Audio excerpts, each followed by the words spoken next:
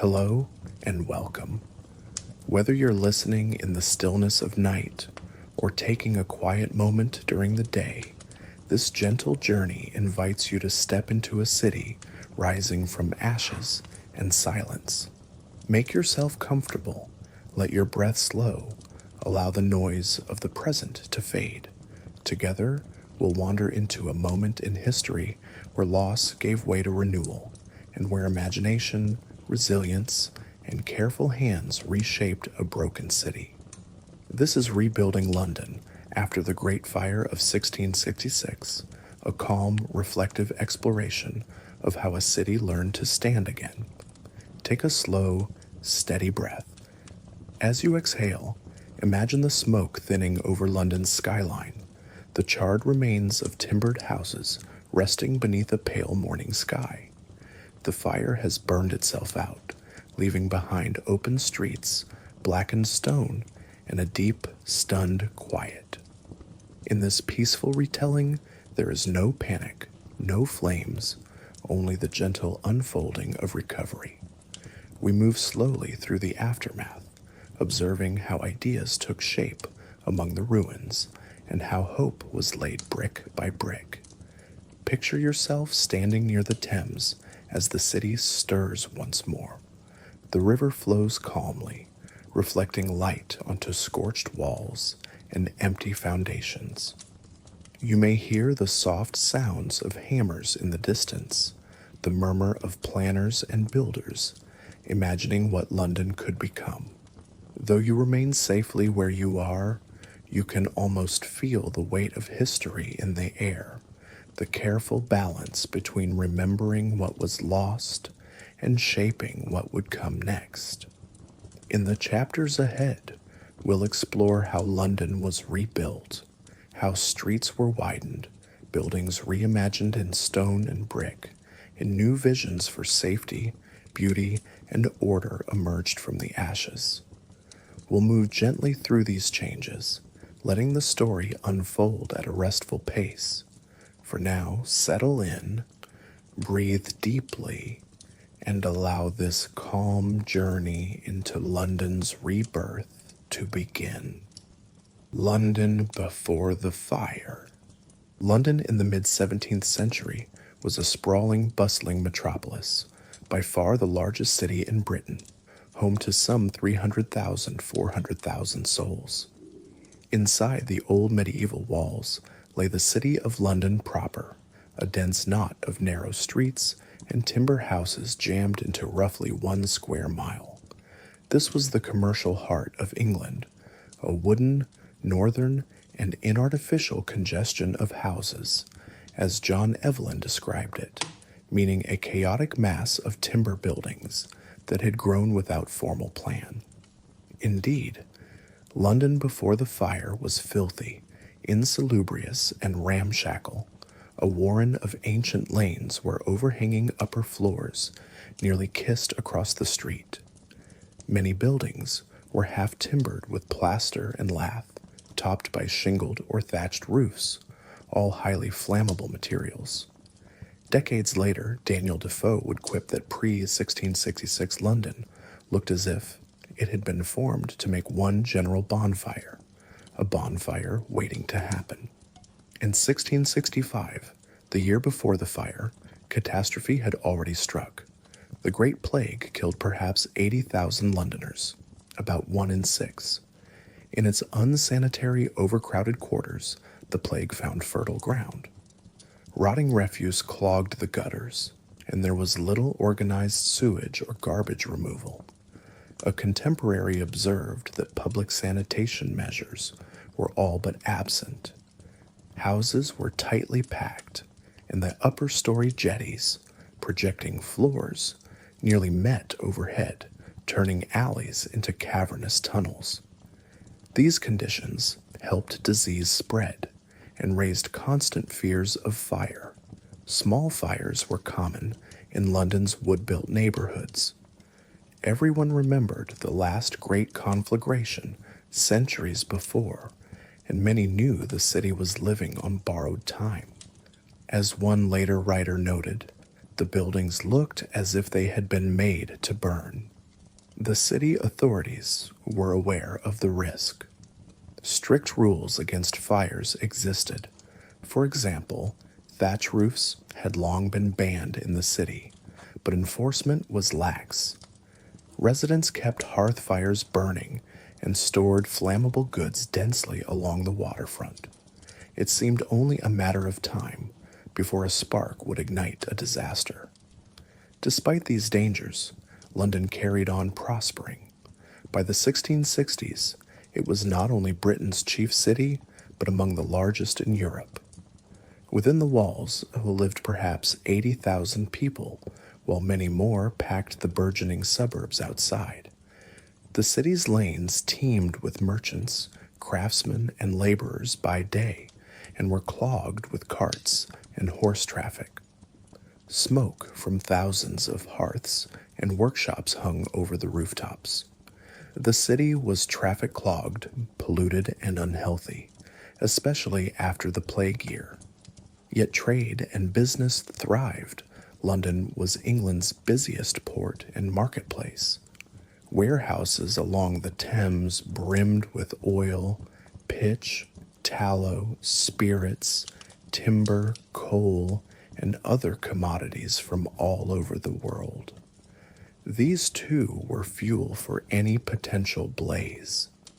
The relationship between London's city government and King Charles II's royal government was sometimes uneasy at this time. The city had been a bastion of Puritan and Republican sentiment during the Civil Wars. Even after the monarchy was restored in 1660, the old city magistrates remained proud and protective of their self-governing rights. This would prove significant once the fire broke out. The Lord Mayor and aldermen were initially wary of accepting too much royal help, lest it threaten the city's autonomy.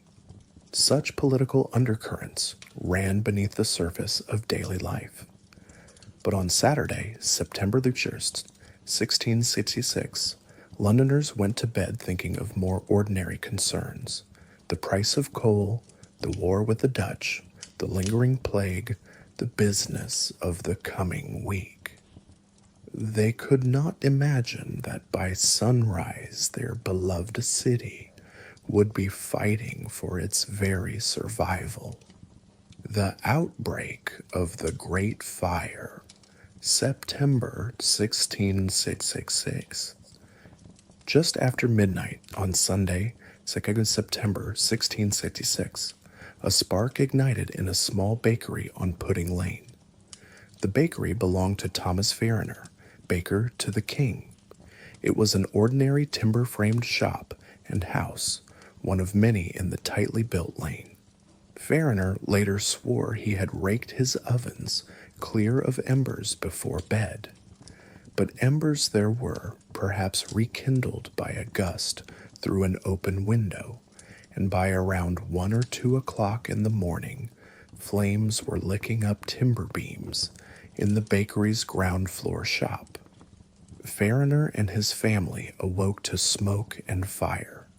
Finding the stairway ablaze, they barely escaped by climbing through an upstairs window and scrambling across rooftops to a neighbor's house.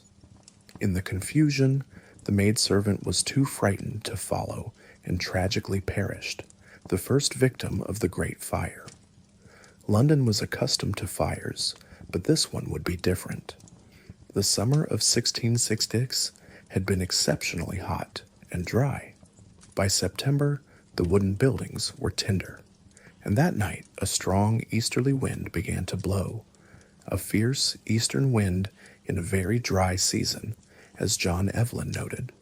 Sparks from the bakery leapt to the hay and firewood in neighboring yards. Within an hour or two, adjacent houses on Pudding Lane and Fish Yard were burning. Around 3 a.m., an alarm was raised.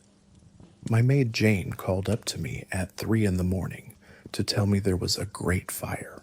Samuel Pepys recorded in his diary. Like many, Pepys initially assumed it was a minor blaze. The Lord Mayor of London, Sir Thomas Bloodworth, was roused from his bed and hurried to the scene. Assessing the flames consuming a few houses, Bloodworth reportedly scoffed, "Pish, a woman might piss it out," before returning home. But the fire was growing rapidly, and London's primary firefighting method, creating fire breaks by demolishing buildings, was not being employed quickly or decisively. The hesitant mayor did not immediately order large-scale demolitions, perhaps fearing the cost of compensating owners or simply underestimating the threat. Those crucial early hours of delay proved disastrous. By dawn on Sunday, the fire had escaped Pudding Lane and was sprinting west and south. Wind-whipped embers jumped from rooftop to rooftop. Neighbors frantically bucketed water or tried to tear down sheds to stop the spread, but the flames leapt at great distances one from the other, Evelyn wrote, as if the very air were on fire. Incredibly, even the very stones of churches were seen to crack and explode in the intense heat. Around mid-morning, when Pepys climbed the Tower of London to gaze towards the city, "I did see the houses at that end of the bridge all on fire, and an infinite great fire on this and the other side, everybody endeavoring to remove their goods, and flinging them into the river," he observed. The eastern sky above the city glowed orange, choked with smoke. By late morning, the fire had engulfed the riverfront. Warehouses on Thames Street, packed with oil, tallow, alcohol, tar, wood, which exploded in the heat and sent a continuous blast furnace of flame shooting further west. Eyewitnesses described a hideous storm of flame, the air itself ignited by sparks and cinders. Evelyn, watching from across the Thames, was astonished and horrified. The whole city in dreadful flames. All the sky was of a fiery aspect, like the top of a burning oven. The noise and cracking and thunder of impetuous flames, the shrieking of women and children, was like a hideous storm. He saw towers and steeples crashing down amid the inferno. London was, but is no more, he lamented as he turned away on Sunday afternoon. As Sunday wore on, panicked residents heaped their belongings into carts, onto boats, even on their own backs. Streets were choked with people running and riding and getting carts at any rate to fetch things away, wrote Pepys. Families fled with whatever precious items they could save: linens, books, mirrors, the family Bible, sacks of flour. Those with means hired carts, but soon even gold could not secure a cart or a coach as demand surged. One gentlewoman, Lady Anne Hobart, wrote in terror, "We have packed up all our goods, and cannot get a cart for money. They give £5 and £10 for carts. I fear I shall lose all I have, and must run away." Londoners streamed out of the city gates, carrying their children, hoisting bundles of clothes and valuables, driving sheep and goats or dogs ahead of them. A great exodus into the fields north and east. On the Thames, every boat was laden with refugees and trunks. The river was full of lighters and boats taking in goods, and goods swimming in the water, Pepys noted, as some overloaded vessels capsized. All day Sunday the fire spread. By nightfall it had devoured Gracechurch Street and reached the great medieval warehouse complex called the Steelyard. It was moving toward the heart of the city. On Monday, 3rd September, the conflagration intensified and advanced relentlessly west and north. By now, a firestorm had developed, a powerful hot wind drawn by the blaze itself, driving flames into new areas faster than anyone could respond. Pepys, desperately worried, went to Whitehall Palace to brief the king on the calamity. "I did tell the king and Duke of York what I saw, and that unless his majesty did command houses to be pulled down, nothing could stop the fire," Pepys recounted. King Charles II, upon hearing this urgent plea, immediately ordered all necessary measures, spare no houses. He dispatched Pepys back to the city with a royal command to the Lord Mayor to start demolishing buildings in the fire's path, whatever the cost. The king's brother James, Duke of York, offered to send soldiers to help if the city would accept them. Pepys found the Lord Mayor near Cannon Street, exhausted and half in shock. Sir Thomas Bloodworth had been up all night trying to coordinate the firefighting, and he was at his wits' end. When Pepys delivered the king's message, urging him to pull down houses, the mayor cried like a fainting woman, "Lord, what can I do? I am spent. People will not obey me. I have been pulling down houses, but the fire overtakes us faster than we can do it." Having essentially given up, Bloodworth lamented that nothing more could be done. He babbled that he needed no more soldiers and staggered off with a handkerchief about his neck to get some rest, leaving the inferno to burn on. With the city's leadership in disarray, the fire raged unchecked. By Monday afternoon, it roared past the Royal Exchange, the center of commerce, consuming it in a towering blaze. The stone arcade of the Exchange glowed red-hot and then collapsed with a thunderous roar. The fire front was now an unstoppable wall of flame, advancing up Cheapside, the city's main thoroughfare. One eyewitness recalled seeing the very pavements glowing with fiery redness and molten lead flowing down streets like rivulets from the roofs of burning churches. All attempts to halt the fire on Monday failed. The wind drove embers across any gaps created. Traditional firefighting with leather buckets and hand-pumped syringes, called squirts, was utterly inadequate for a blaze of this magnitude. Observers saw that nobody, to my sight, was endeavoring to quench it, but to remove their goods and leave all to the fire, as Pepys noted of the riverfront that day. The trained bands of militia and citizens that did try to fight the flames were hampered by the heat and flying sparks. Meanwhile, rumors began to fly that this was no accident. England was at war with the Dutch and French, and frightened Londoners leapt to the conclusion that enemy agents or Catholic saboteurs had set the fire. As the diarist John Evelyn later wrote, the disaster kindled another fire in the breasts of men, almost as dangerous as that within their houses. Foreigners on the streets, French, Dutch, or anyone speaking with an accent, were suddenly attacked by enraged mobs. There were accounts of innocent strangers beaten or even lynched amid the chaos, driven by xenophobic hysteria. One Frenchman was struck down with an iron bar. A Portuguese ambassador's servant was nearly killed by a crowd. Gangs of angry folk roamed, demanding to hear passers-by speak English to prove they were not foreign arsonists. Tragically, some victims were mutilated in this frenzy of fear. The social order of the city was breaking down under the twin pressures of the fire and the terror it spawned. By Tuesday, 24th of September, the Great Fire had reached its zenith. The inferno had burned across nearly the entire city of London. That day, the flames made one of their most devastating conquests.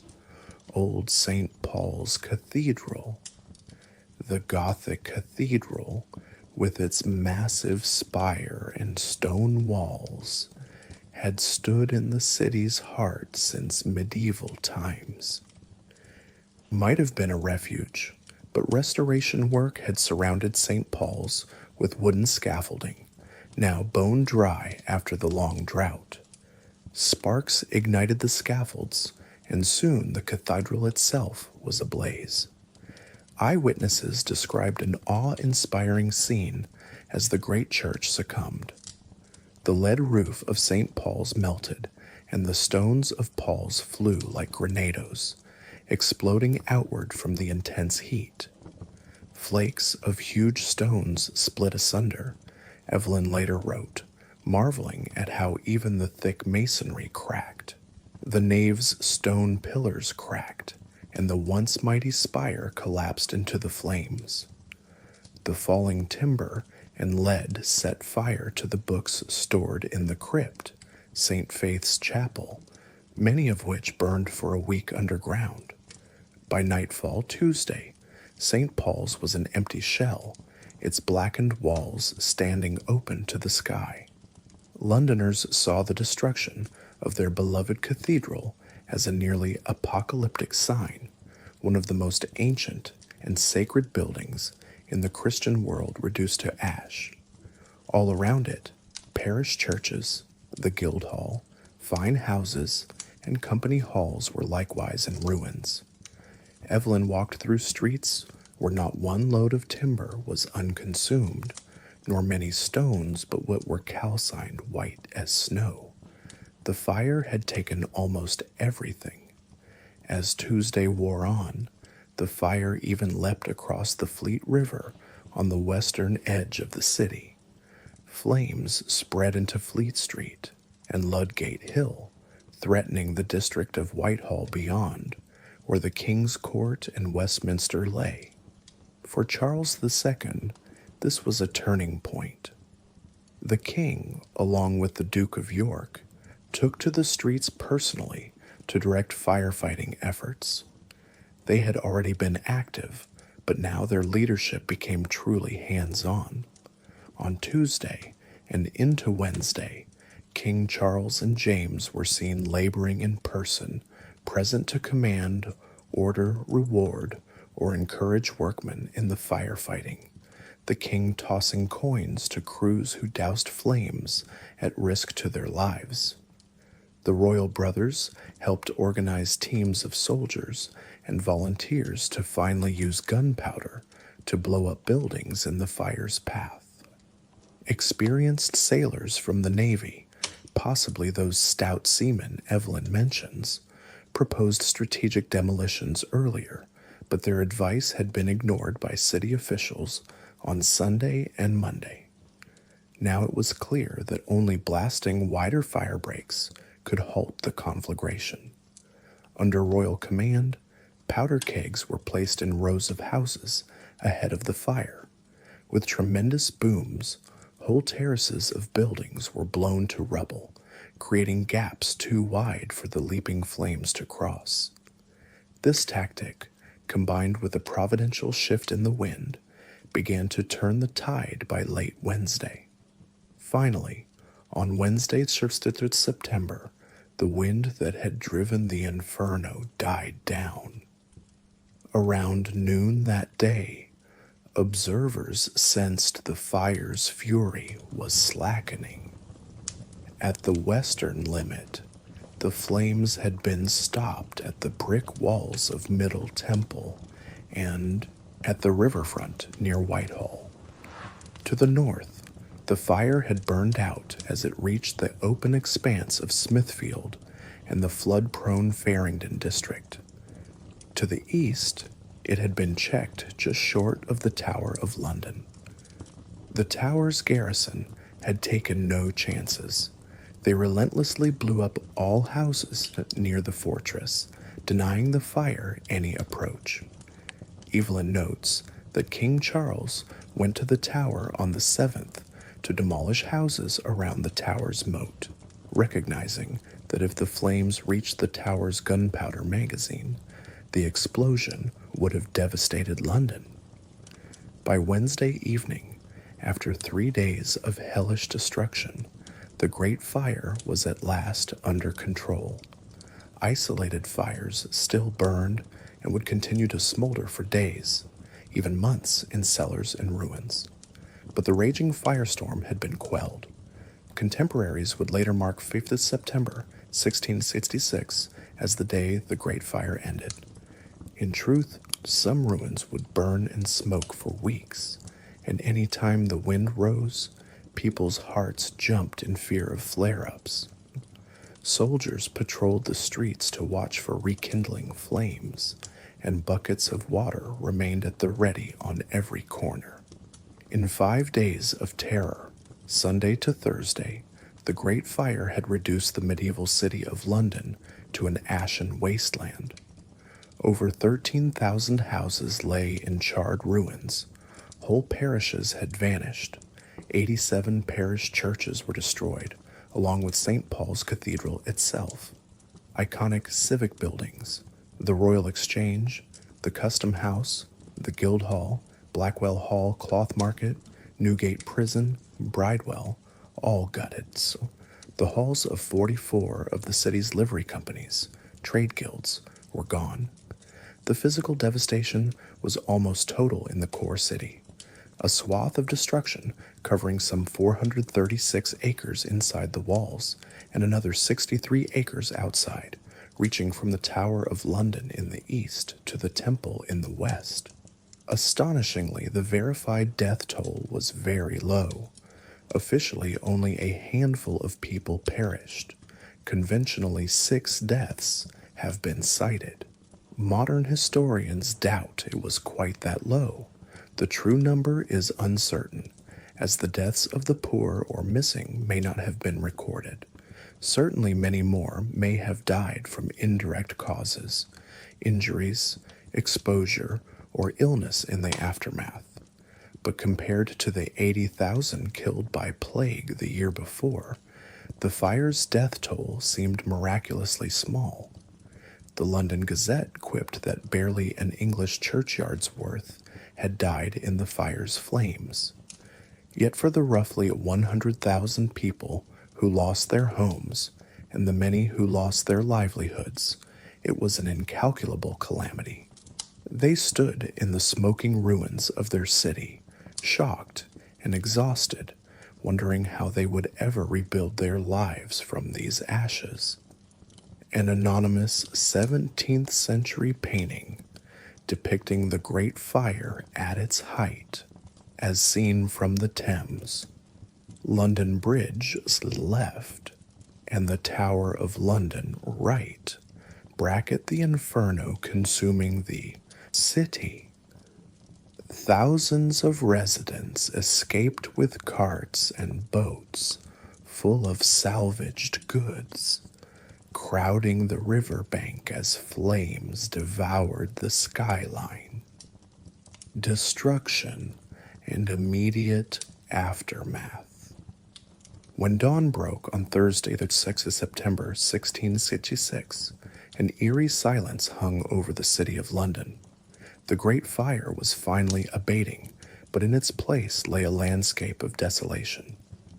It was now no longer a city, John Evelyn wrote of the scene. An expanse of blackened ruins and smoking rubble stretched as far as the eye could see, mile after mile of devastation. Stone walls, long accustomed to verticality, had toppled into heaps. Chimneys stood alone like tombstones in a desert of ash. The very ground underfoot was hot to the touch. Even days later, Evelyn found the earth so warm that it even burnt the soles of my shoes as he climbed over still smoldering debris. Here and there, the ruin was complete, with voragos of subterranean cellars and wells, still burning in stench and dark clouds of smoke rising from below the streets.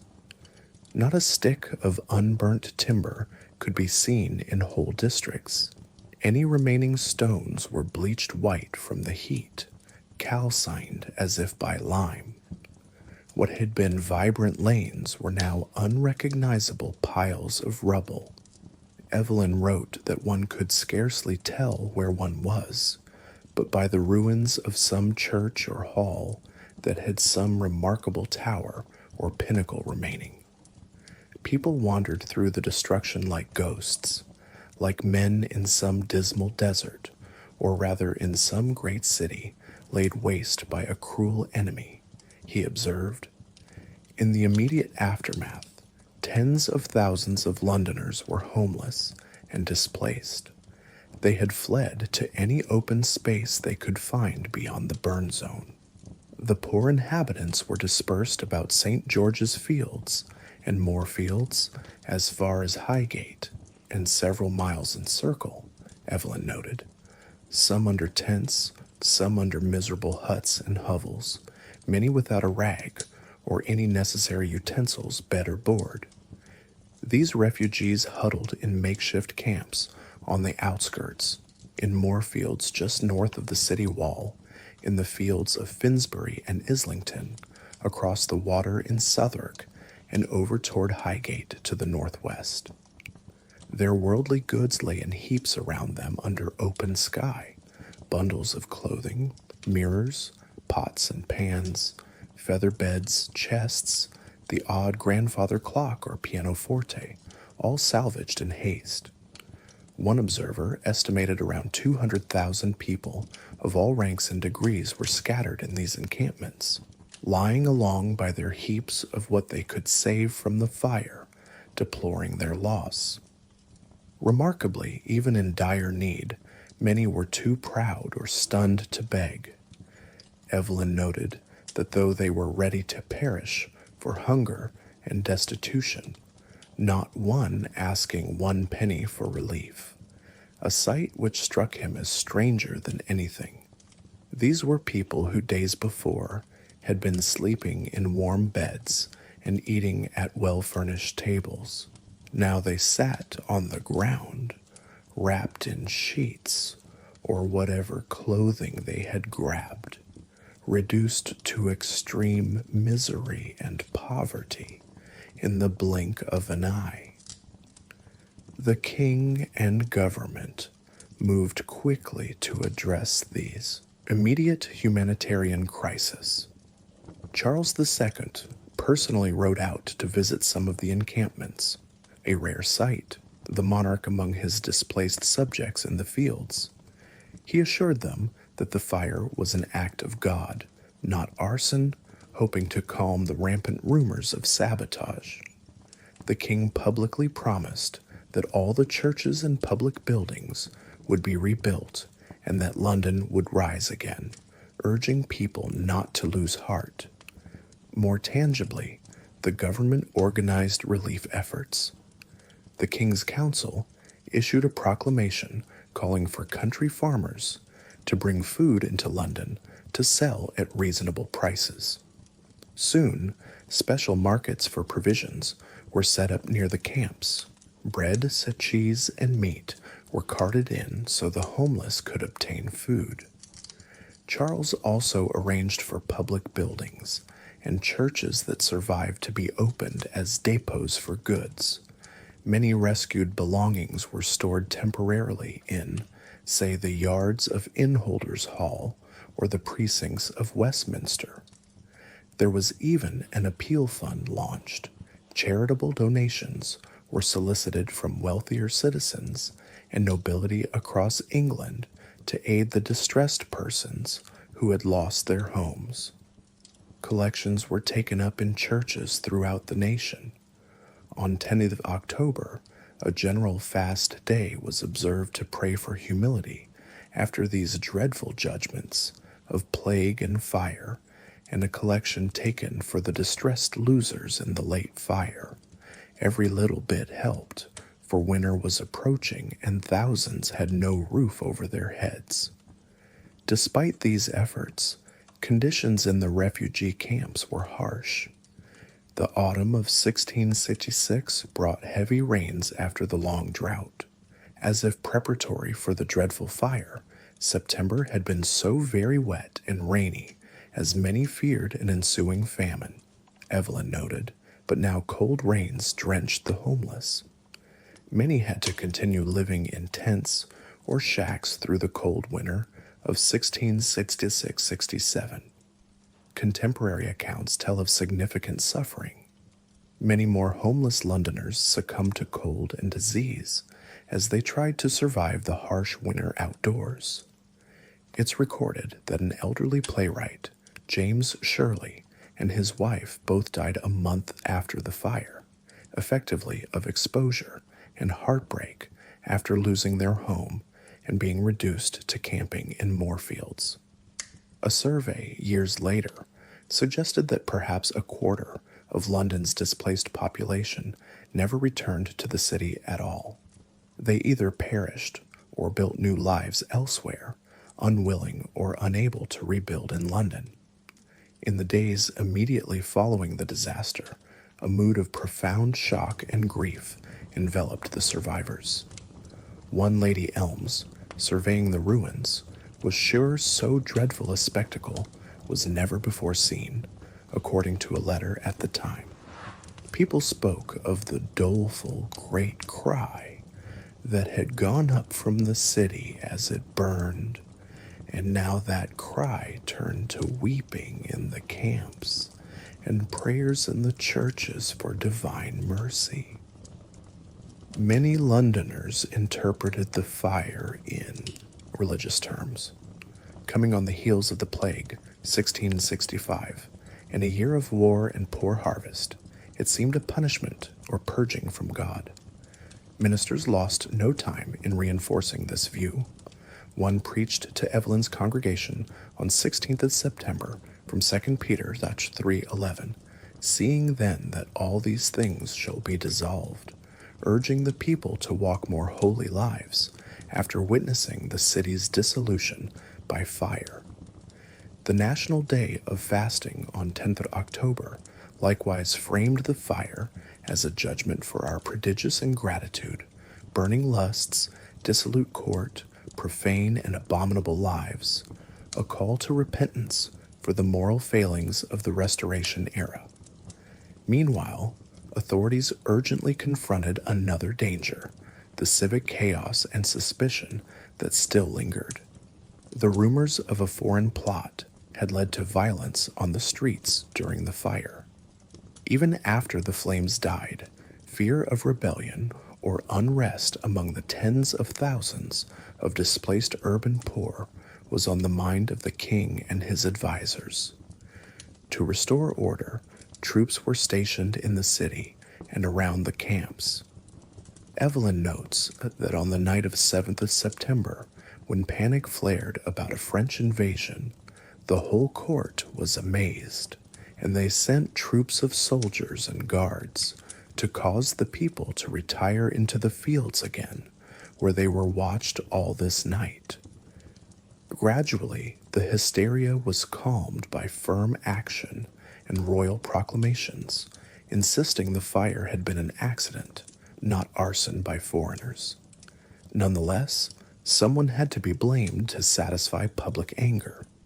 Before the embers had fully cooled, a scapegoat appeared, a half-deranged French watchmaker named Robert Hubert, who falsely confessed to starting the fire.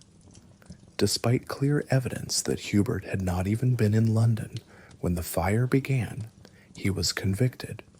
The desperate need to assign blame won out over reason, and Hubert was hanged at Tyburn in late September 1666 as the supposed fire starter.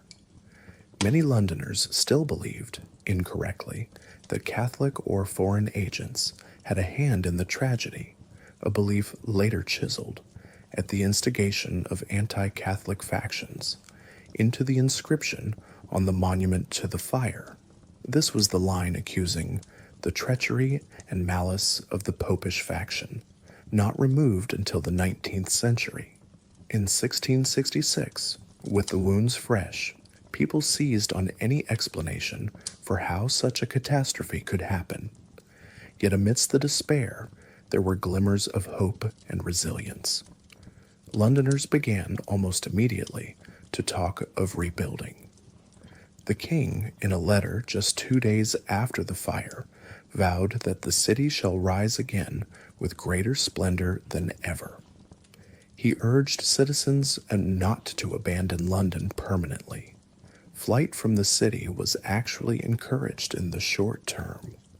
Charles feared a London rebellion amongst the dispossessed refugees if too many desperate people stayed concentrated in the ruins.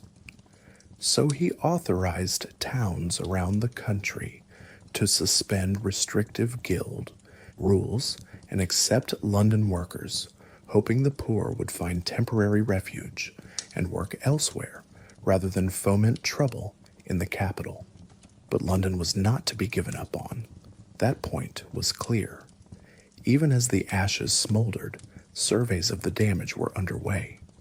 John Evelyn himself, on the 13th of September, presented the king with a survey of the ruins and a plot for a new city with a discourse on it.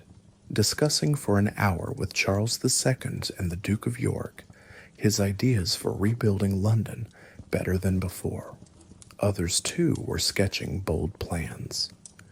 There was a palpable sense that this calamity, horrific as it was, could be turned into an unprecedented opportunity, a chance for London to be reborn, phoenix-like, from the ashes. Political and civic response. In the critical weeks after the fire, leadership and swift action were needed to set London on the path to recovery. King Charles II stepped forward energetically. His hands-on engagement during the fire had already won praise. Even the usually critical Samuel Pepys lauded the King and James for their indefatigable assistance in firefighting. Now Charles positioned himself as the overseer of the rebuilding effort. He made a point of working closely with the city authorities, soothing their fears that royal help meant royal control. The king publicly declared that London shall be rebuilt with great care and speed, promising royal support. Just days after the fire, he appointed a commission to supervise planning for the new city. This commission included members from both the crown's side, notably Sir Christopher Wren, the king's surveyor of works, and other royal architects, and representatives of the City of London, including the brilliant scientist-architect Robert Hooke. By combining forces, the Crown and City signaled a cooperative approach to the immense task ahead. One of the first orders of business was legal and financial, sorting out property rights and disputes amid the ashes. The Great Fire had obliterated the paper trail of who owned what. Title deeds, leases, and rent records kept in homes or parish churches were largely burned.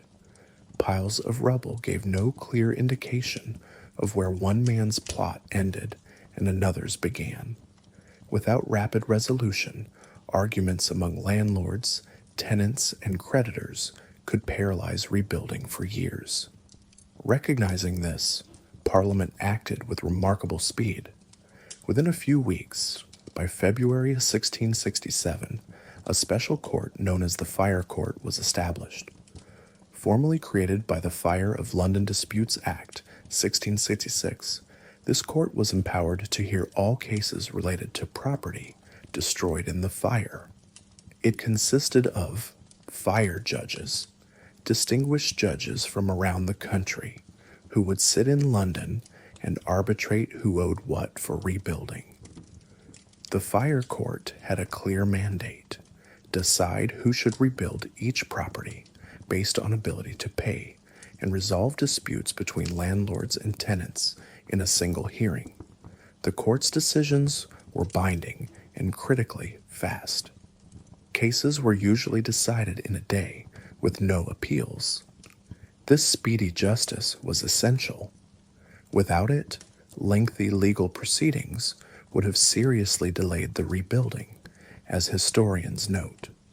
Instead, the fire judges, meeting initially daily at Clifford's Inn, cut through red tape and got people moving. If a tenant could not afford to rebuild, they might be released from their lease. If an owner was absent or bankrupt, the court could assign the task or the property rights to someone else who could rebuild. By these means, thousands of property disputes were settled by the fire court between early 1667 and 1672, clearing the way for reconstruction.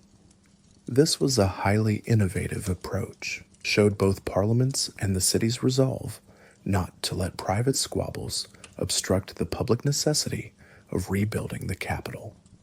Another urgent task was to formalize the rules for rebuilding.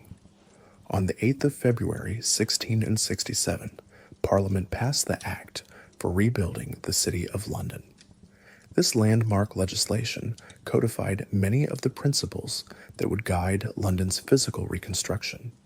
The Rebuilding Act of 1667, 18 and 19 of Charles II's States decreed first and foremost that the new London must be built to prevent such a disaster from happening again.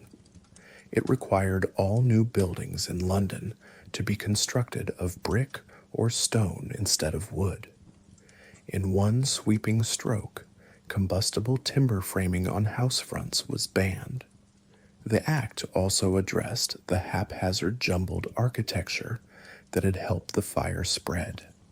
It outlawed projecting wooden bay windows, overhanging upper floors, jetties, and timber eaves that could carry flames from one building to the next. Every house had to have a raised party wall of brick between it and its neighbor, creating a fire break of masonry on each lot. The act even dictated roofing material. No more thatch or wood shingles. Roofs were to be tiled or slated. To reduce overcrowding and improve access, the law imposed a maximum number of stories per house, depending on location. In fact, it delineated 4 classes of building, a pioneering building code. As summarized by a contemporary, the first and least sort of houses could only front narrow bylanes. The second sort fronted larger lanes. The third sort faced principal streets, and the fourth and largest sort were mansions on the grandest ways. Each class had fixed story heights and wall thicknesses. For example, houses on main streets could rise no more than 4 stories, those on lesser streets 3, and so on. This not only prevented the rebuilding of teetering multi-story wooden tenements, but also aimed to eliminate the worst overcrowding by capping how many homes could be crammed onto a parcel. The Rebuilding Act also took measures to support the immense rebuilding financially. To help cover public expenses, like clearing debris, rebuilding Guildhall and other public structures, and compensating for widened streets, a coal tax was instituted, a duty on each chaldron, cartload, of coal brought into London. Coal was the fuel of London's economy and daily life, so this was a steady revenue source. The Act set a time window for rebuilding. If an owner did not rebuild their plot within 3 years, the city could seize and sell the land to someone who would. This build or lose it clause pressed landowners not to sit idle or speculate. It reflected the urgency to get the city up and running again quickly. To enforce these provisions, the City of London's government, the Court of Common Council, organized a rebuilding office. Surveyors and viewers were appointed to ensure new construction complied with the 6 regulations. A pivotal figure here was Robert Hooke, who was hired as one of the city's chief surveyors in 1666. Hooke, more famous today as a scientist, proved extraordinarily effective on the ground. In March 1667, he led a team that surveyed and staked out the new street alignments for 11 miles of streets in a matter of weeks. Using ashes, stakes, and ropes, Hook's team marked where widened roads would run and delineated property boundaries in the featureless debris field. Contemporaries marveled at this achievement.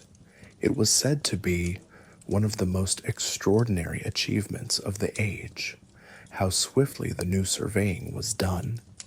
Indeed, this massive surveying and mapping effort effectively created a modern ethnographical map, ground plan map, of London, advancing the art of urban cartography. The city corporation passed numerous orders in late 1666 and 1667 to implement the act. For example, assigning each street a designated width class and instructing the clearing of narrow courts that could be closed off. While Parliament and the city hammered out these policies, bold ideas for redesigning London were also being floated. Charles II had a genuine interest in architecture and saw the fire as a chance to modernize his capital. He actively solicited plans from great thinkers of the day. A remarkable array of schemes poured in. There was Christopher Wren's plan, John Evelyn's, Robert Hooke's, Valentine Knight's, Richard Newcourt's, and others. The king encouraged this competition of ideas, telling contributors to think big. For a brief, heady period in the autumn of 1666, it seemed possible that London might be rebuilt on an entirely new layout, a city of boulevards, circles, and grandeur to rival Paris or Rome. Charles created a commission to evaluate these plans. Evelyn, as mentioned, presented his personally on 13th of September. Wren was commissioned by the king around the same time to draw up his vision. Despite the enthusiasm, practical obstacles loomed large. Ancient property rights were the thorniest issue. Unlike Paris, where an absolutist monarch could expropriate and replan whole districts, in London, the crown did not have such sweeping powers, nor the purse to compensate thousands of landowners for relocating their plots. The city lacked one central authority with powers to make the transformation happen. One historian notes, property was divided among innumerable private owners. The crown and city did attempt negotiations to facilitate large-scale remapping. They considered pooling land and compensating with alternative sites or money. But the cost was staggering, and landowners fiercely guarded their rights. As soon as the immediate shock faded, many property owners were eager to rebuild on their exact spot to resume business. They were not keen on waiting for grandiose plans that might shift their lot to and fro. Furthermore, labor and materials were in short supply right after the fire. There were simply not enough masons and bricklayers in London to suddenly embark on a huge, centrally coordinated reconstruction, and those workers that were available were being courted by each private owner to rebuild their individual houses. As Evelyn observed, people were worried about day-to-day survival and securing shelter before winter. Exhortations to bring workmen and measure the plots were mostly ignored by people worried about day-to-day survival. With thousands camped out in the fields, abstract plans for piazzas and boulevards could seem a luxury. Ultimately, pragmatism won out over utopian planning.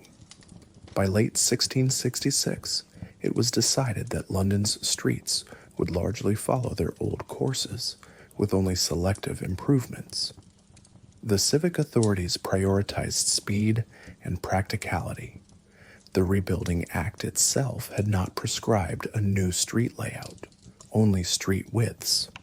So within that framework, the old medieval street plan was essentially recreated, albeit widened and straightened in places. Michael Hebert, a scholar of urban planning, later noted that this process nonetheless accelerated the development of scientific survey and cartographic techniques. For the first time, the city was comprehensively mapped as it was rebuilt. In effect, the plan became a combination of the old structure and new regulation. The most significant changes were wider thoroughfares and some new links. Streets like Fleet Street, Cannon Street, Gracechurch Street, and others were broadened according to the Act's standards, up to 70 feet in some cases. Alleys deemed too narrow were closed or merged. Open wharves were created along the Thames, meaning houses that had previously been built right up to the water were not allowed to be rebuilt.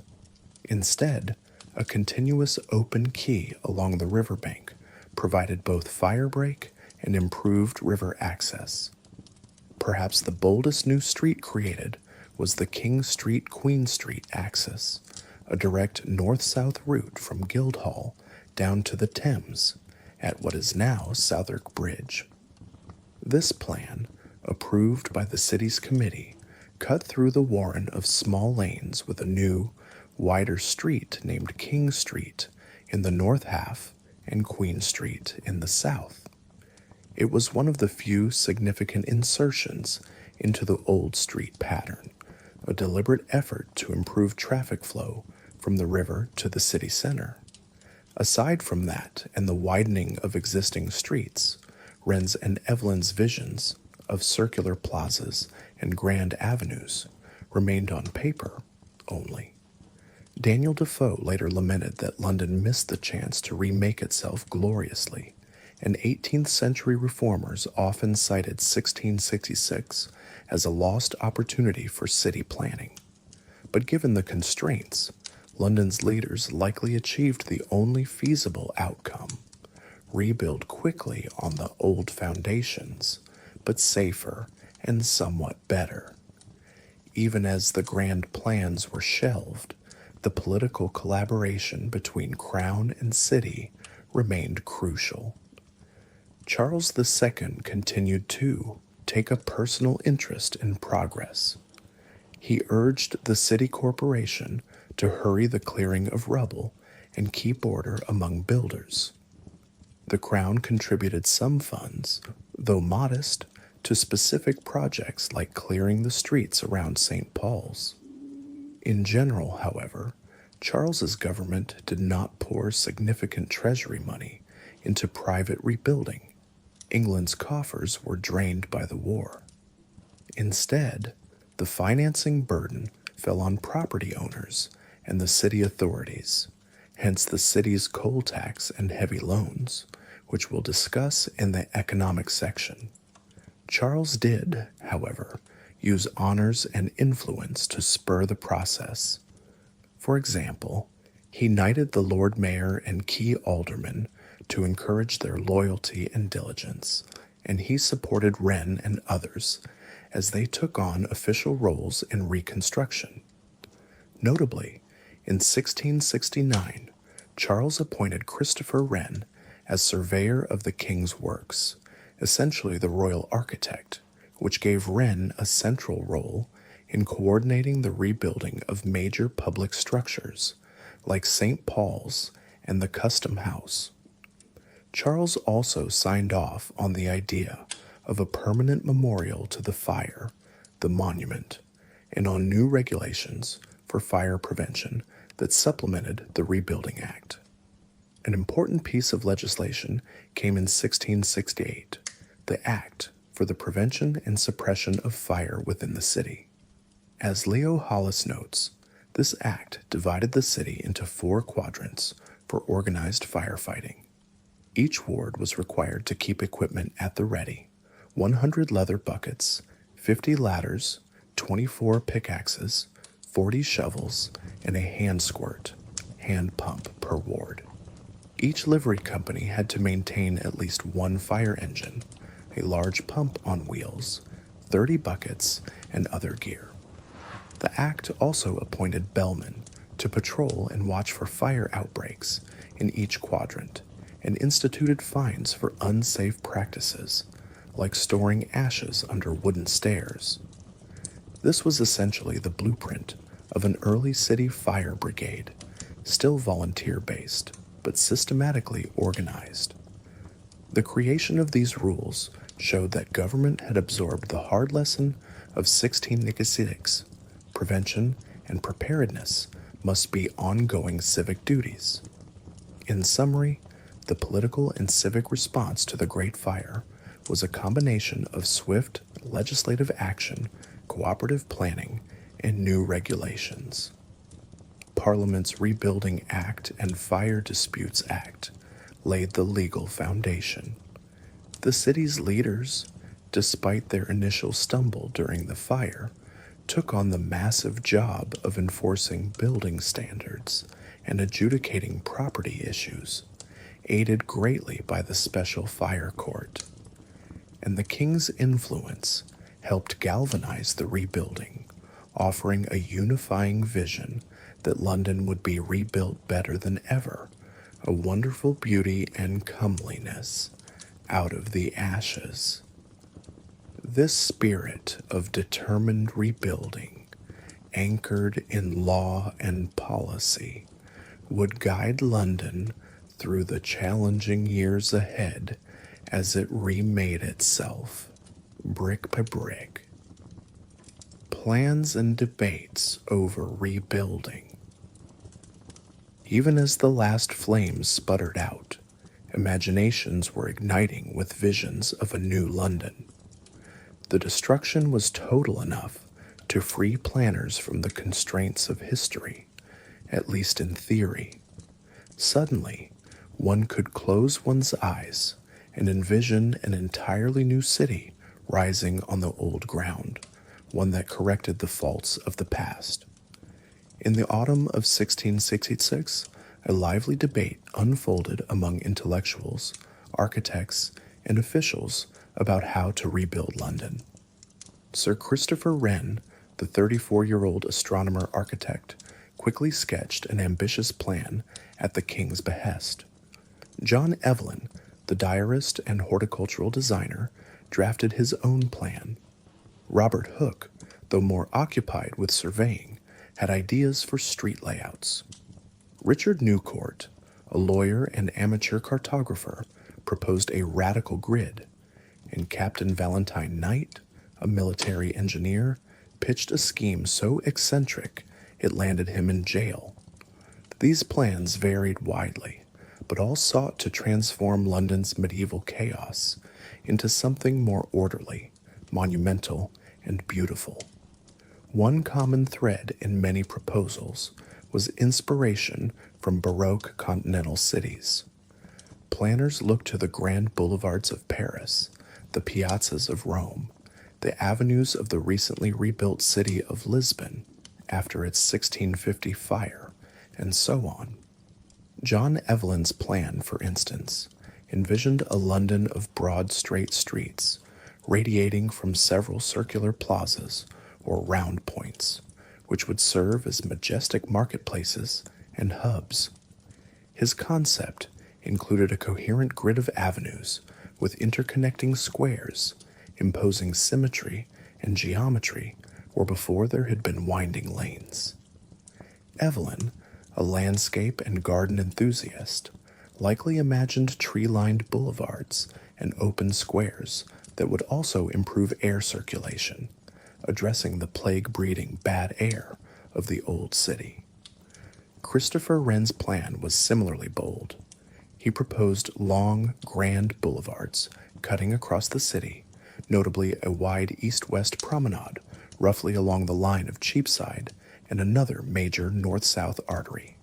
At major intersections, Wren placed circular plazas. One large piazza, near where the Royal Exchange had stood, would be a kind of new civic center, and another near St. Paul's would set off the rebuilt cathedral. Wren's London would have been a Baroque capital of spacious vistas and carefully framed sightlines. He even considered aligning new streets to give unobstructed views of St. Paul's Dome from afar, a concept later city planners would adopt. He also suggested turning the entire riverfront into a grand terrace or quay along the Thames. This terrace would have beautified the city's face on the river and facilitated loading ships. Though this wasn't realized in the 17th century, it interestingly foreshadowed the Thames embankment, built 2 centuries later in Victorian times. Richard Newcourt's plan was in some ways the most geometrically rigid. He laid out a perfect grid of streets, like a chessboard. Newcourt was deeply religious, and he placed 64 churches at the centers of 64 identical squares, effectively organizing the city into precincts each dominated by church and marketplace. It was an idealized Christian city pattern, almost like a monastic compound repeated in a grid. Such a design would have dramatically broken with London's historical form, imposing an artificial order.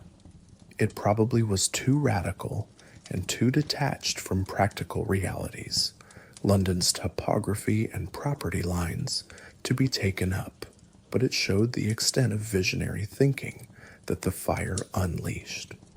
Then there was Valentine Knight. Knight had served in the Royalist army and thought like a military engineer. His plan tossed aside Baroque elegance in favor of a wild scheme to enrich the king while rebuilding. Knight proposed a 30-foot wide canal slicing right through the city from west to east, effectively turning London's core into a Venice-like landscape of canals. His motive, however, was pecuniary. The canal would be a toll canal, providing a lucrative income for the king from every barge that passed. Knight pitched this as a get-rich-quick idea to Charles II, essentially suggesting the king profit from the rebuilding by creating a new, tolled infrastructure. Charles was not amused. The very idea of benefiting personally from the calamity offended him. As a result, Knight's proposal was not merely rejected. The king had Valentine Knight thrown into prison for his presumptuous scheme. That incarceration marked the ignominious end of Knight's grand designs. Though Knight's plan was extreme, the other schemes shared enough common principles that we can speak of a general vision of a new London that many elites entertained, a city of straight, wide streets, open vistas, monumental public spaces, and rational order. If one flips through the preserved maps, all were based on grid systems or ordered geometrical layouts. Had any been fully implemented, London may have rivaled Paris in Baroque magnificence, as one account notes. There was excitement at the prospect. Imagine sweeping away the centuries of accreted chaos and erecting a modern capital fit for a restored monarchy and a growing commercial empire. But for all their brilliance, none of these grand plans ever saw the light of day. They faltered on the hard rocks of property and money. As discussed earlier, the myriad private land holdings made it virtually impossible to reparcel the city into a neat grid without massive purchases and compensation. The crown didn't have the funds, nor political capital, to pay off every landowner for the sake of a new boulevard. Parliament, watching the costs of Warmount, certainly wasn't going to allocate huge sums to beautify London. The city corporation itself was cash-strapped post-fire. In theory, there was talk of financing some of the transformation by imposing special taxes or using the coal duty entirely for street widening, but it was nowhere near enough for a wholesale redesign. Additionally, time was a factor. Merchants and homeowners were desperate to rebuild quickly, and resume trade, not wait on lengthy land surveys and negotiations for a new layout. As one historian put it, practical necessities trumped grand plans. London needed to be rebuilt now, not in some indefinite future after years of planning. That said, the ambitious plans did leave some legacy. They strongly influenced how people thought about urban improvements. The fact that Wren, Evelyn, and others drew up these plans at all meant that aspects of them filtered into the conversation and into smaller scale actions. For instance, while Wren's sweeping boulevards were not realized, he and the Commission did manage to implement the King Street, Queen Street new route, perhaps inspired by the need for a straight thoroughfare, as in those plans.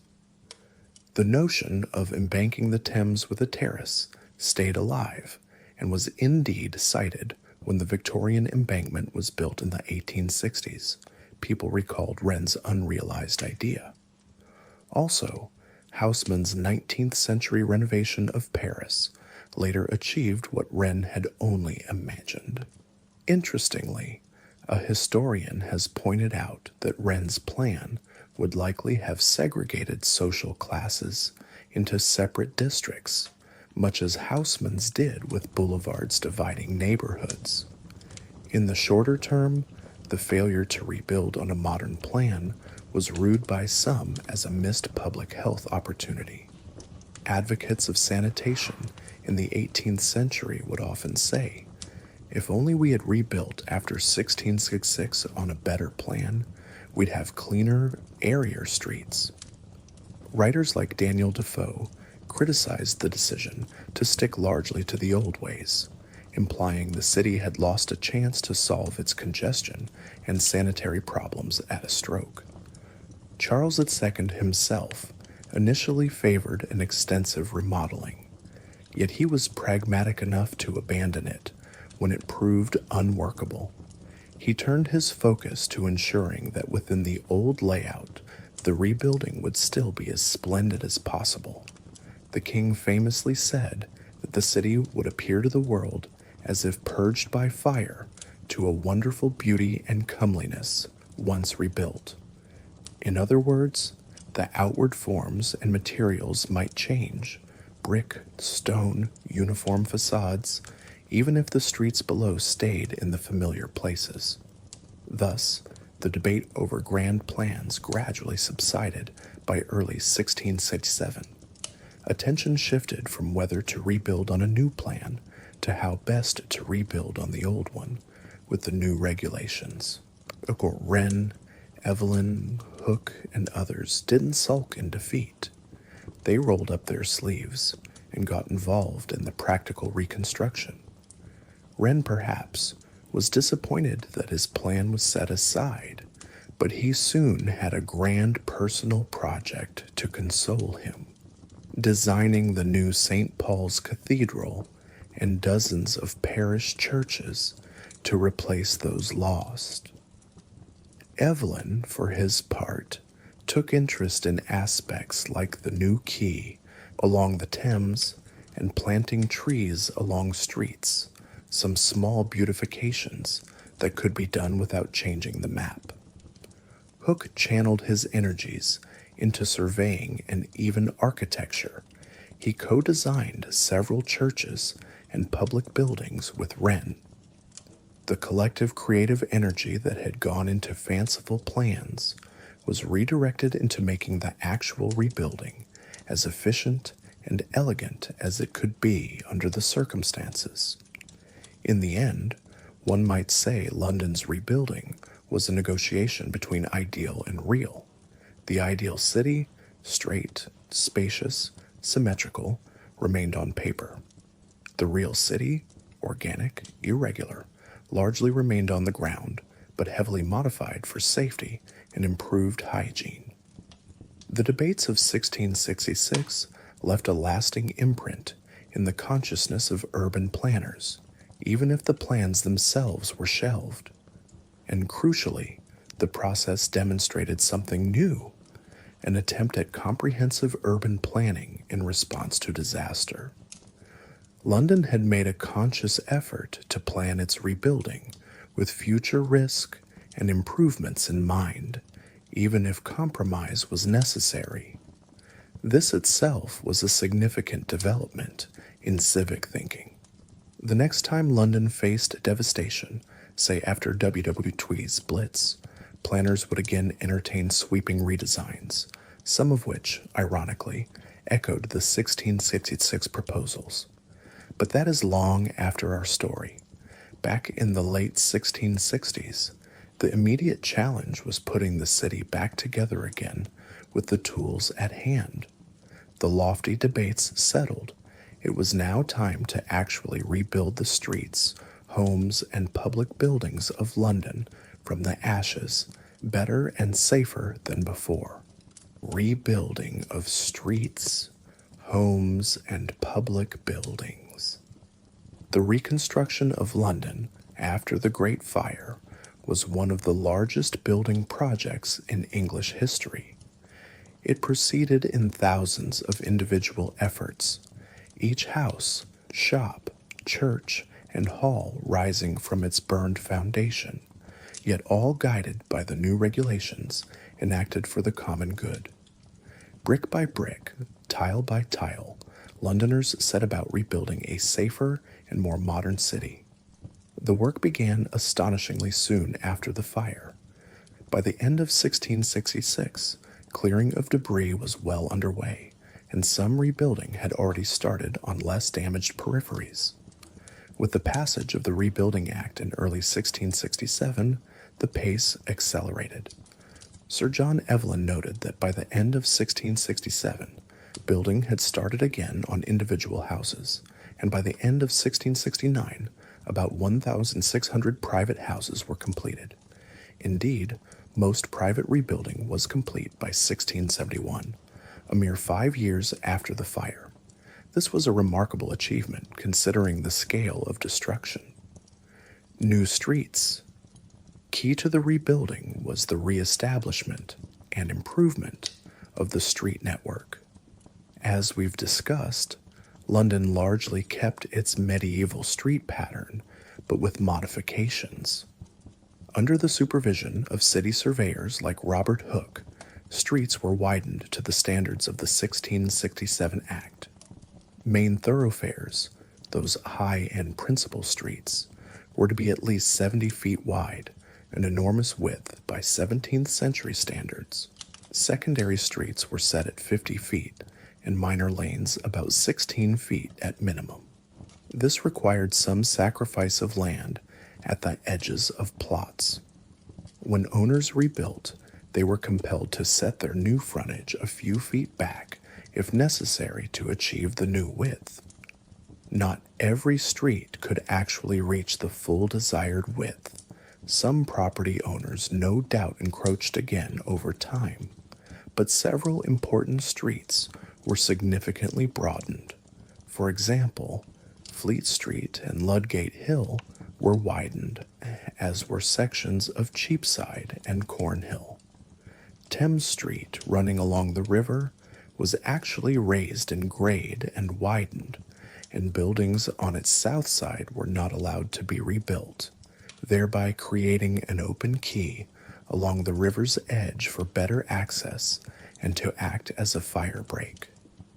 The new King Street and Queen Street cut through from Cheapside to the Thames, as noted, joining up bits of older lanes into a straighter, broader route.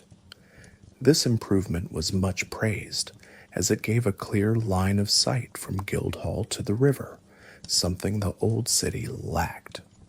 Another change was the cancellation of some chaotic alleys and courts. Extremely narrow courts that served little purpose were closed. In other cases, two parallel alleys might be merged into one wider lane. The goal was to reduce the labyrinthine maze quality of the city, at least slightly, and ensure that even minor passages were not so narrow as to trap heat or flames. The Act's minimum of 14 and 16 feet for alleys meant the end of suffocating little winds where one could barely walk two abreast. New houses. Perhaps the most visible change to everyday Londoners was the style of the rebuilt houses. The differences were spelled out in the building codes. As required, almost all new houses were built of brick, often a reddish-orange brick or sometimes stone, with no wood used on external walls. This was a dramatic shift from the old half-timbered look. The typical New London house had brick front and side walls, sometimes with decorative stone lintels or quoins, but no exposed timbers. The roofs were clad in clay tiles or slate instead of wooden shingles or thatch. To ensure uniformity and structural soundness, the Rebuilding Act described 4 classes of buildings and their dimensions. On the narrowest lanes, small 2-story cottages could be built, Class 1 houses.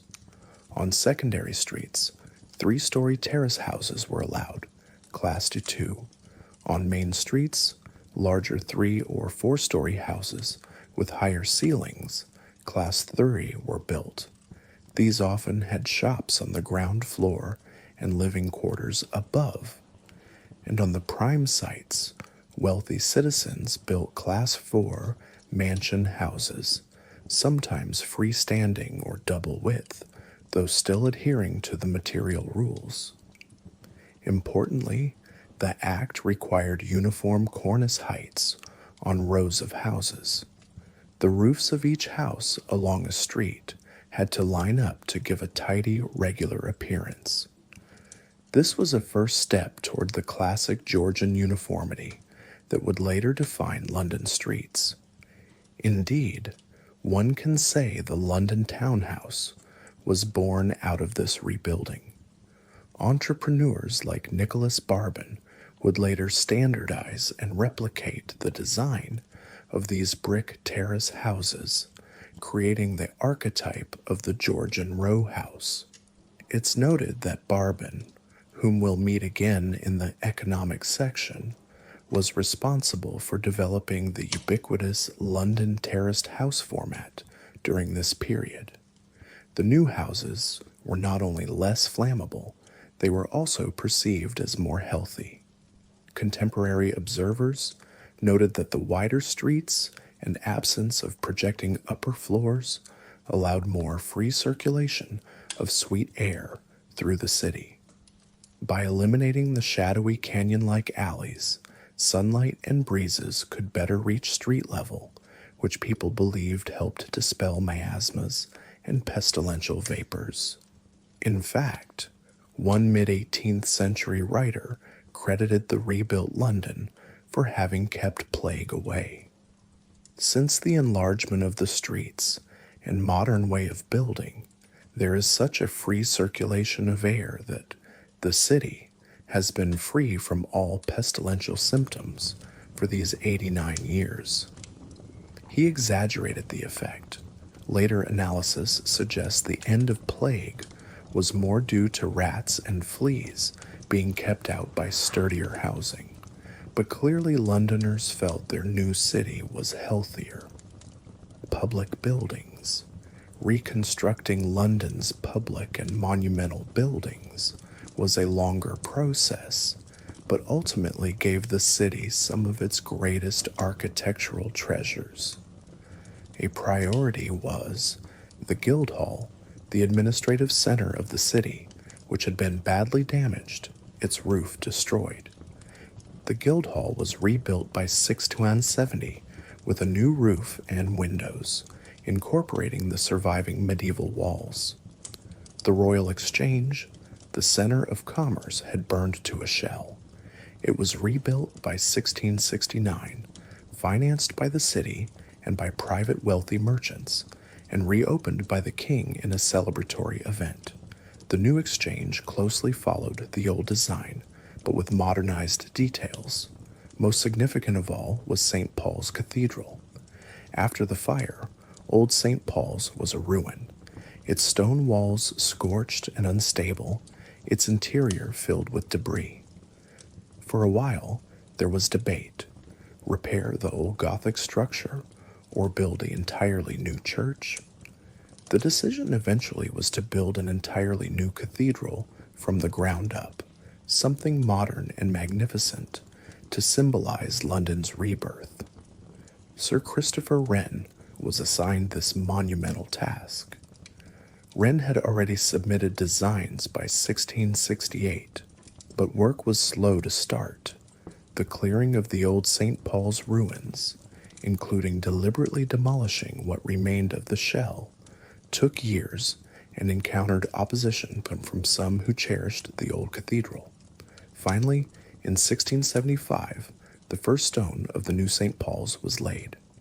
Over the next 35 years, Wren constructed the masterpiece we know today, St. Paul's with its great dome, completed in 1710. During our period of focus, up to late 1600s, St. Paul's was rising slowly, and Londoners could already see by the 1690s the dome taking shape, a symbol that the city's spirit was unbroken. Wren's cathedral, with its classical style and soaring dome, was radically different from the old Gothic one, and it defined the skyline of the new London as a fresh, forward-looking city. Alongside St. Paul's, parish churches had to be rebuilt. The fire had destroyed 87 parish churches. Not all would be replaced. Some congregations were merged due to the reduced population in the city and financial constraints. In the end, 51 churches were rebuilt under the direction of Wren and his colleagues between about 1667 and 1686. Each of these churches was a gem in its own way. Wren, assisted by Robert Hooke and others, designed a variety of church styles, all in a classical idiom, with columns, pediments, etc., but many with inventive steeples that have become iconic. St. Mary le Bow on Cheapside, with its elegant spire, St. Bride's Fleet Street, later given a tiered wedding cake spire, St. Martin's within Ludgate, St. Lawrence Jury by Guildhall. These and dozens more rose in the 1670s and 1680s, giving the city a stunning skyline of steeples. By 1686, over 40 new churches were operating, and eventually 51 were completed. This ecclesiastical rebuilding was funded by a tax on coal, the coal duty that Parliament extended for years, and by contributions from parishioners and the church authorities.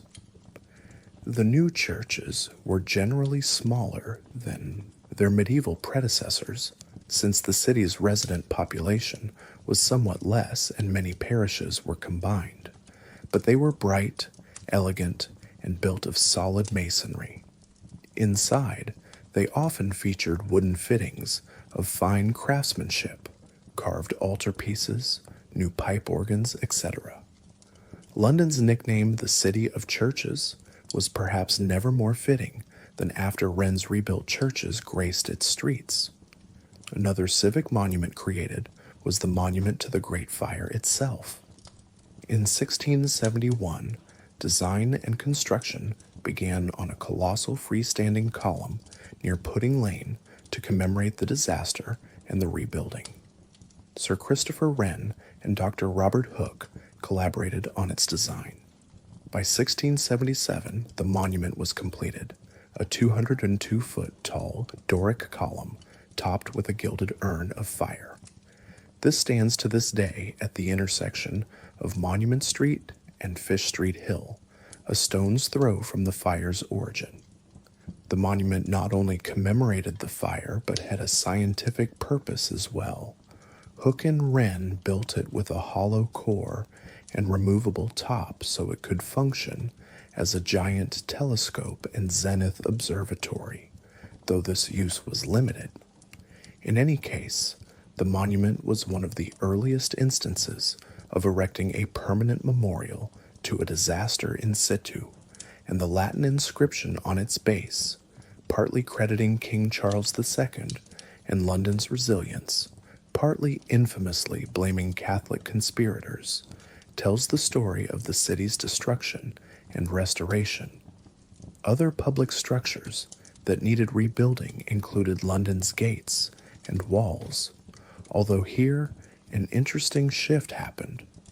Rather than rebuild the old city gates, like Ludgate, Newgate, etc., fully, some of them were eventually dismantled or left as vestiges in the following decades. The urgency to maintain medieval fortifications was gone. London's expansion made the walls obsolete. Newgate Prison, however, was rebuilt, completed in 1672 on its old site, and work on Ludgate Prison's Hard Gate finished by 1673. The guild's halls were rebuilt over time. Mercer's Hall, the Mercers being a wealthy guild, was finished by 1676. Draper's Hall by 1669. They cleverly incorporated some surviving stone walls. The Custom House, critical for port operations, had burned. It was rebuilt in 1668 and was on its old foundations along the Thames. A notable construction was Leadenhall Market area. The market halls for meat and poultry had burned, and these were rebuilt in improved form by the early 1670s, ensuring food trade could continue. Infrastructure improvements accompanied these. The city took the opportunity to implement better water supply systems. The fire had destroyed the wooden mains and pipes of the old city water conduits. In rebuilding, more iron pipes were used, and the New River Company, which since 1613 had piped spring water into the city, extended its network of pipes to reach new developments. The River Fleet, which was a reeking open sewer, was partially canalized and eventually covered. In fact, under the rebuilding program, the lower part of the fleet was turned into a canal with wharves on either side, an attempt to use it for barge traffic. This proved less useful than hoped. It silted up, and by 1730, the fleet ditch was completely arched over. But the immediate post-fire years did see the fleet's channel scoured and lined with brick, creating cleaner banks and planting the seed for its eventual conversion into a covered sewer and street. Today's Newbridge Street follows that path. Crucially, the new building regulations also addressed fire safety features in construction. For example, party walls between houses had to be raised above the roofline to form a fire break, a rule often followed. One can see these brick fire break walls in surviving 18th century London terraces. Hearths and chimneys were built to stronger standards to reduce chimney fires. Ovens and brew coppers, known fire hazards, were subject to inspection. The old practice of having haylofts or timber sheds abutting houses was discouraged. The authorities also ensured that each parish kept firefighting equipment on standby, as mandated by the 1668 Act. This meant by the 1670s, if a fire broke out, a given ward's constables could quickly muster men with buckets, squirts, and the new fire engines that started to appear. Indeed, the post-fire era sparked a mini-technological revolution in firefighting.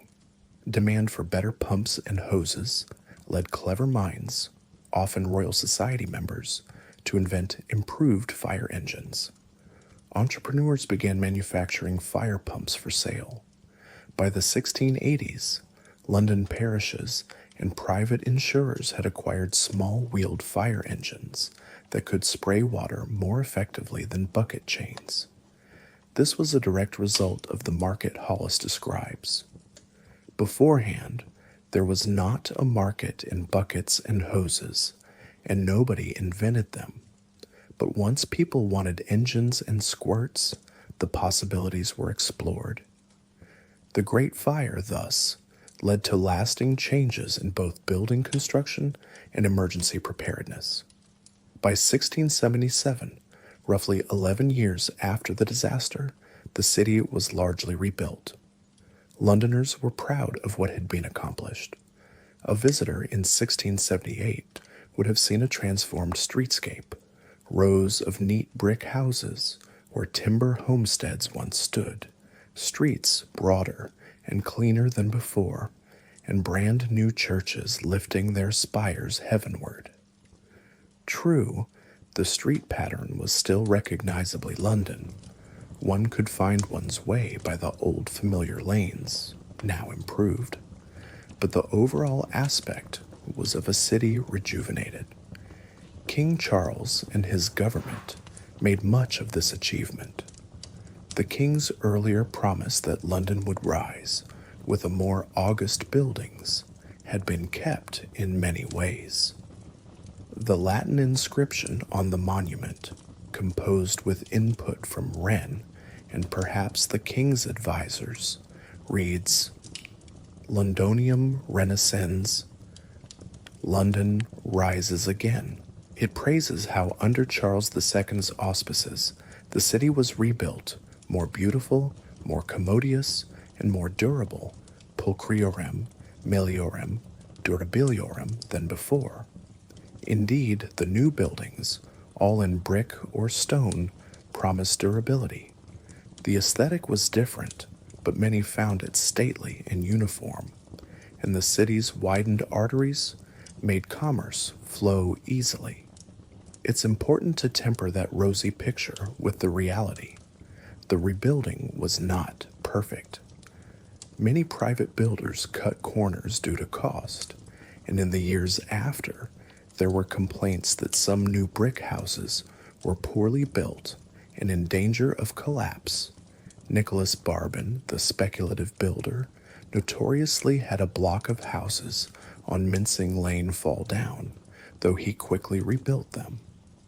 The Act's provisions about strong foundations and wall thickness were not always strictly observed in every alley. Moreover, not all aspects of old London's unsanitary state vanished. While main streets were cleaner, the new buildings were no less insanitary than what had been before, one modern commentator notes. Sewage still ran in gutters in many places, and water supply to upper floors was a challenge. It would take much longer, and new building acts in 1709 and 1774 to truly implement widespread sanitary reform. However, one immediate effect of the new construction was to eliminate the crowded wooden slums within the city walls. Those had literally been razed. The worst rookeries of the old city, with subdivided wooden tenements, largely weren't rebuilt in the same form because the building regulations wouldn't allow it.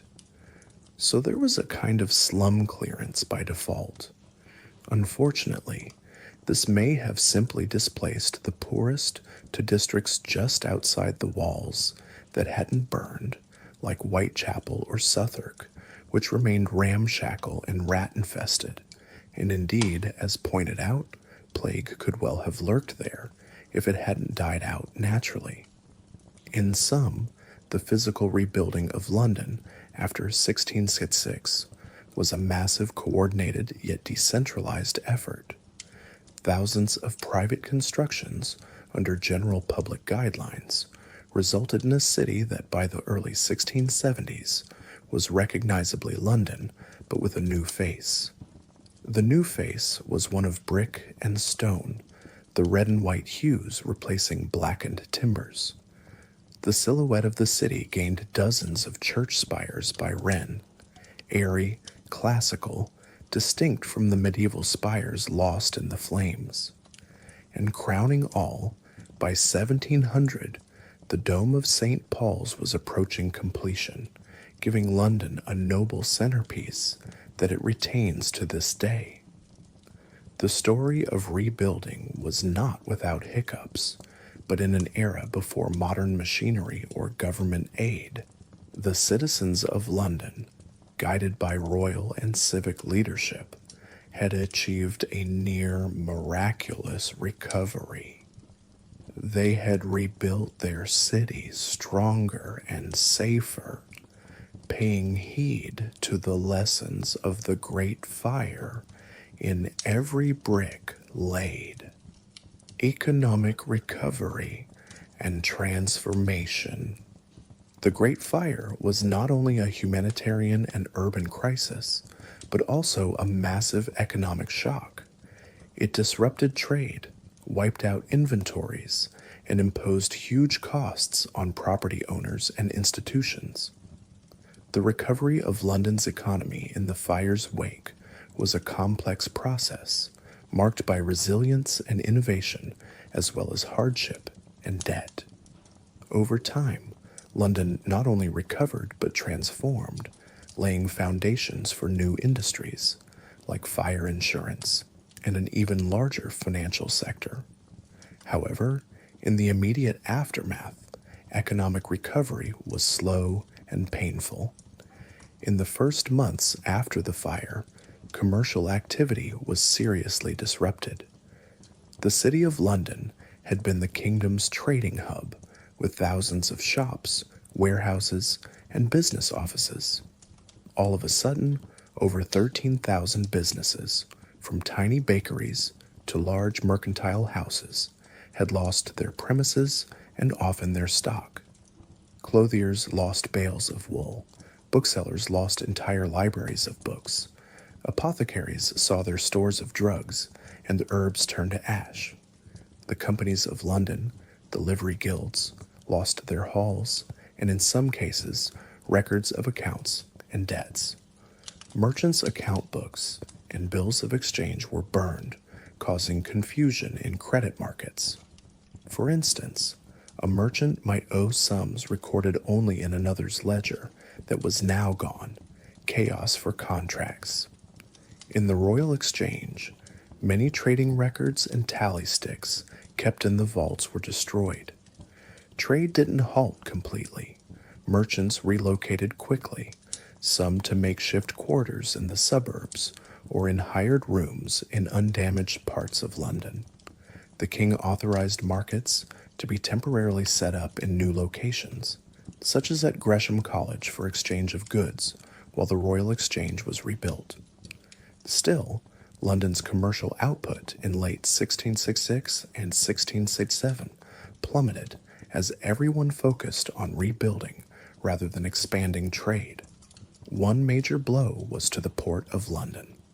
The quays and wharves along the Thames had largely burned, including the legal quays where imported goods were unloaded. Many warehouses filled with exports and imports, spices, tobacco, sugar, textiles, were destroyed.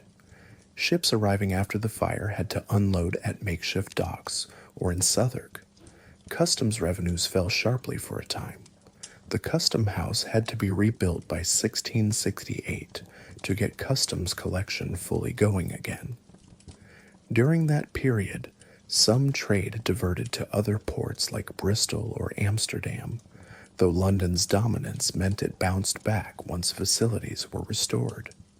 Thousands of traders and artisans faced financial ruin.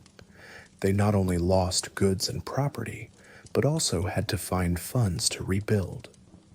The Rebuilding Act compelled owners to rebuild within 3 years or lose their land. For many small owners, finding the money to construct a new brick house was extremely difficult.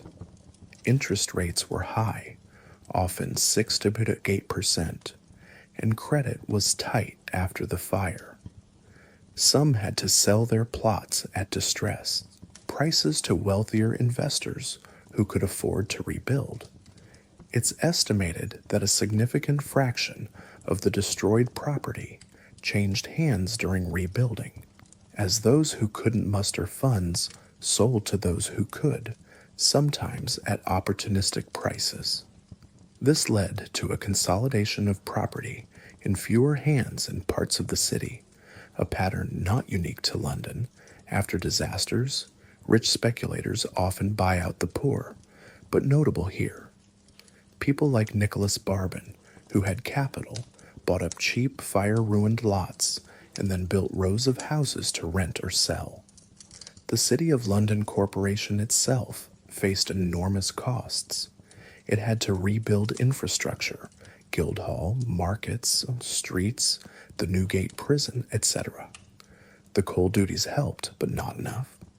The city borrowed heavily from financiers to fund public rebuilding and support some compensation efforts. By the early 1680s, the city found itself deeply in debt, unable to service its loans. In 1683, the situation contributed, along with political conflicts, to Charles II stripping the city of some of its ancient privileges. In a legal maneuver, the city's charter was forfeited and replaced with one giving the king more control. The city defaulted on many loans in that period. It shows that the financial burden of the fire's recovery was still being felt nearly 2 decades later. For the individuals, the picture was mixed. Some tenants who remained in London actually benefited from a drop in rents. With so many houses destroyed and not all rebuilt at once, one might think housing shortage would raise rents. But thousands of people left the city, 1/4 never returned as noted. Additionally, new houses built were fewer, around 9,000 new houses for the 13,000 lost, and many of those remained unoccupied through the early 1670s. Landlords struggled to find tenants for all the new dwellings by 1673-1674, which forced rents down. Pepys, for example, writes in 1668 about good houses in the city standing empty or going cheap because merchants had moved their residence to places like Westminster or the newly developing Covent Garden. The center of gravity of residence shifted. Many rich merchants who lost their homes took the fire as an opportunity to move out of the congested city and build splendid homes on the western edges, like in Covent Garden, Bloomsbury, etc., leaving the city more for business and daytime activity. This suburbanization of the wealthy was a trend accelerated by the fire.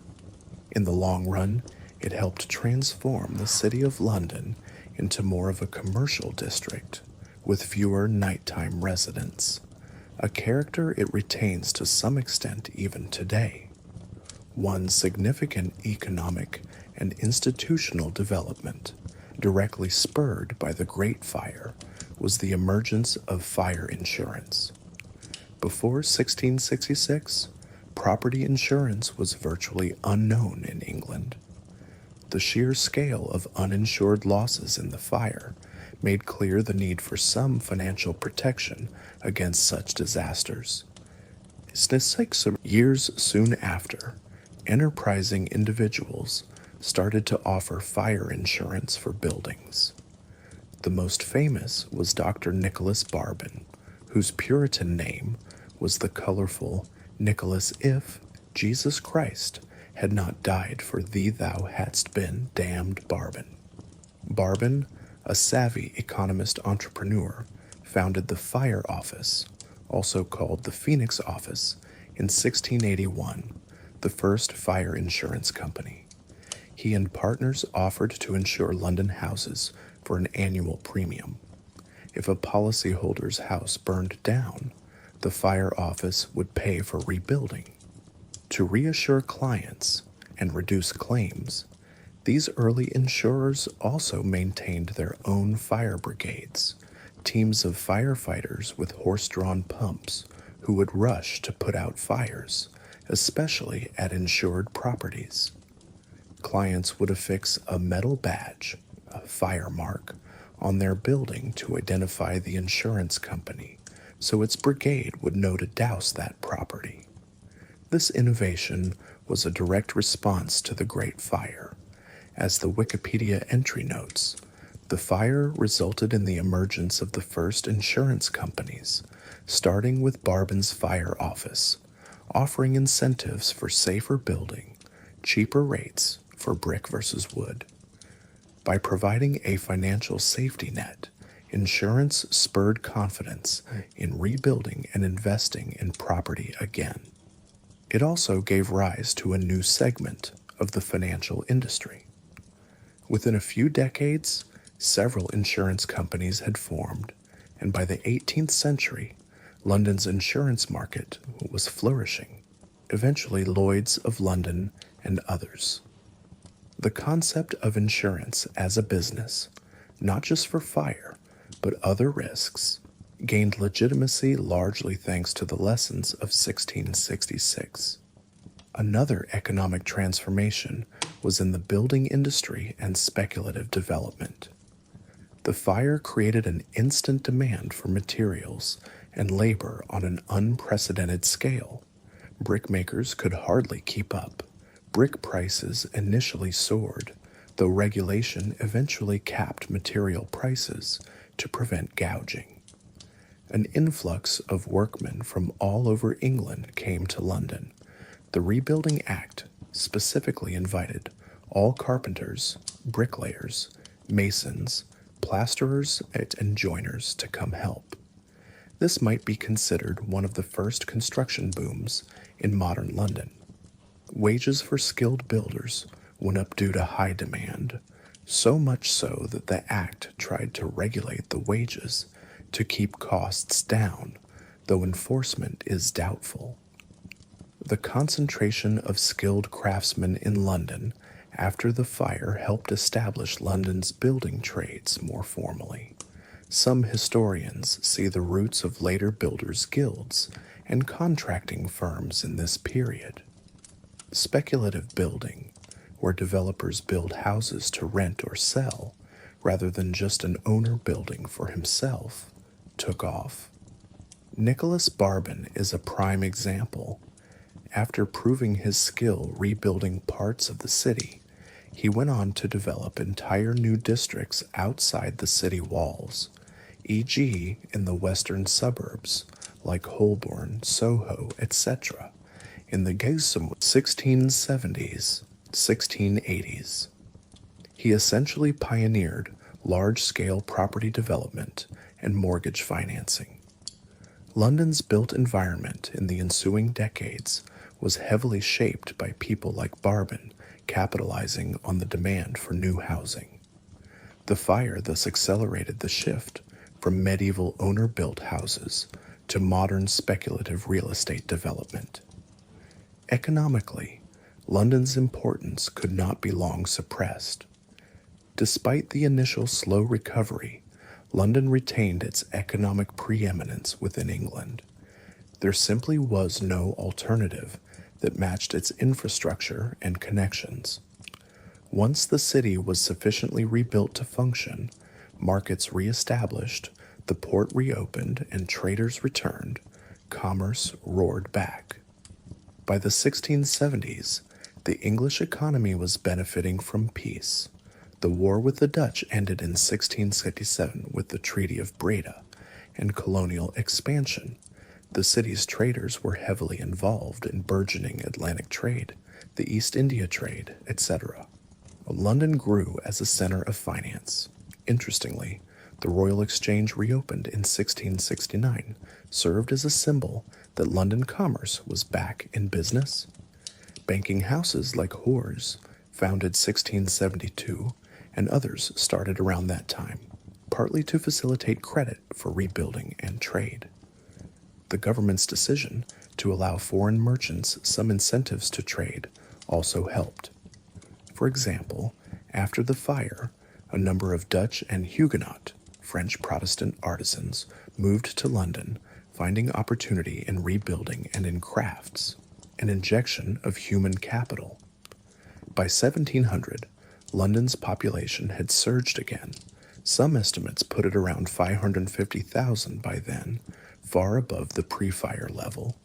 This was partly due to the draw of economic opportunities in a now safer, relatively healthier city. One can't ignore, however, the personal economic tragedies behind the statistics. Many families were bankrupted by the fire and fell into lifelong poverty or debt. Charitable relief did not cover all losses by any means. Some people with small means who owned their house outright before lost it and ended up as paupers or dependents of relatives. The diaries and letter of the time mention cases like Mr. and Mrs. Dunstan of Thames Street, who couldn't afford to rebuild their property and so left London altogether, essentially giving up their trade in the city. For these people, the fire ended their economic presence in London, redistributing whatever market share they had to others. Conversely, a few saw the fire as opportunity. Johann van der Marsch, a Dutch-born goldsmith, used his resources to save his street from the flames by hiring men to fight the fire, and after the fire, he tried to hold on to his property amidst prejudice against foreigners. Some who could rebuild did brisk business afterwards due to reduced competition, e.g., a baker who rebuilt quickly might find himself one of few bakers serving a whole neighborhood, able to earn well. Charitable organizations and churches also suffered economically. Many churches lost their investment properties. Churches often held rentals whose income supported clergy. Charitable foundations like Christ's Hospital or other almshouses lost buildings and rental income and had to spend heavily on rebuilding. This strained London's social safety nets at a time when more people needed help. It's recorded that some charities, like the Corporation of the Poor, experienced significant financial losses, not only from direct fire damage, but from the broader economic slump post-fire. In the end, though, London's inherent advantages, its port, its location as political capital, its critical mass of skills and capital, ensured its economic resurgence. Within a decade or two, London was more dominant than ever in English commerce. The rebuilding had made it, as the king predicted, more commodious. Better infrastructure for trade meant London could handle even greater volumes of goods. The new brick warehouses and wharves held merchandise securely. The new exchange facilitated trade deals. The banking and insurance innovations spurred by the fire made commerce less risky and more fluid. By around 1680, foreigners visiting London commented on how splendid and busy the city was, with its new buildings and shops filled again. The diarist John Evelyn himself, who had been so grief-stricken at the destruction, could by the 1680s walk through a rebuilt Cheapside, bustling with business, and reflect on the cycle of renewal. One long-term transformation tied to the fire was psychological. The culture of risk management changed. The Great Fire taught merchants and property owners to think about protecting against catastrophes. The rise of insurance is one facet of that. Another is the practice of fireproofing warehouses, using brick vaults, double iron doors, etc., which some merchants implemented afterward. The city administration also formalized fire response practices, no more leaving it to an overwhelmed mayor's whim. The memory of 1666 kept everyone aware that another fire could happen. Indeed, minor large fires did occur later, like the 1715 fire in Thames Street, but were contained. In a way, the disaster prompted an early form of urban resilience planning: diversify risk through insurance, improve infrastructure through building codes, and be ready to respond through organized fire companies. To summarize the economic aftermath, London's economy took a heavy blow but recovered within a relatively short time. The financial burden was largely borne by Londoners themselves through personal funds, loans, and ingenuity, with minimal direct subsidy from the state, aside from coal tax and legal frameworks. The process favored those with capital and pushed out some who lacked it, thereby widening inequality in property ownership. Yet it also introduced new economic systems, insurance, speculation in real estate, that would become key components of London's future wealth. By the turn of the 18th century, London was not only rebuilt, but poised to become the center of a globalizing economy, its Great Fire having in some ways paved the way for modern capitalism in the city, Phoenix-like, to take off from the ashes. Changes in architecture, fire safety, and infrastructure. The Great Fire of 1666 led to profound changes in how London was built and how the city prepared for fires. These changes reverberated long after the last embers cooled, fundamentally altering London's architectural character and setting precedents in urban safety. In essence, the fire became a catalyst for developing the modern notions of building codes and fire prevention. Architectural changes. The most obvious change was the shift in building materials and style mandated by the Rebuilding Act. Wood-framed buildings, the hallmark of medieval London, were replaced by sturdy brick and stone structures throughout the city. This gave rise to a new architectural aesthetic, the 17th century London Baroque Jesuit classical style, largely influenced by Wren's and others' designs. Facades were now more regular, often with flat brick fronts, featuring modest ornamentation in stone around windows and doors. Projecting wooden bay windows and jettied upper stories were banned, so buildings presented a flush front to the street. This not only removed the tinderbox wooden eaves, but also created wider gaps between buildings across the street, which helped light and air and hindered fire spread. Buildings were capped at regulated heights. The Act specified about 4 stories max on main streets, scaling down on smaller streets. This uniformity introduced an unprecedented skyline regularity for London.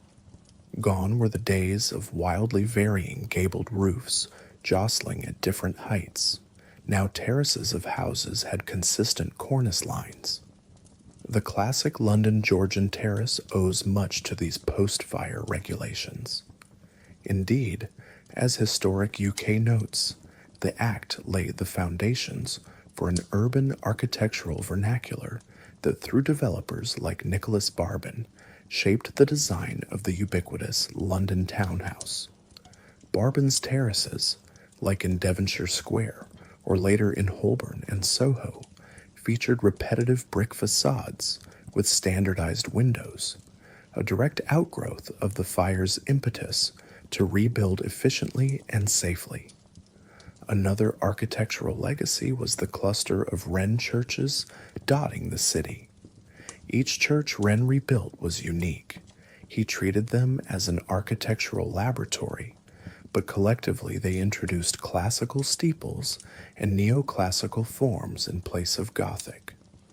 These churches, with their elegant spires and domes, gave London a more modern and European, some would say continental, aspect. The influence of Italian Renaissance and French classical architecture filtered in through Wren and others, replacing medieval Gothic forms in new construction. The great new St. Paul's Cathedral, completed in 1710, epitomized this shift. Its dome was unlike anything previously on the London skyline, a bold classical statement inspired by St. Peter's in Rome, yet distinctly English in execution. Thus, London's identity as an architectural tapestry of Gothic and timber medieval buildings was transformed into a city of brick classicism post-1666. While we often focus on buildings, The streets and urban infrastructure saw changes too. The widening and straighter alignment of some streets were early steps toward modernization. Moreover, the creation of quays and open riverfront spaces improved the infrastructure for trade and also acted as fire corridors. The raising of Thames Street to reduce flooding and give a leveled roadway, and canalization of the Fleet River were significant engineering undertakings.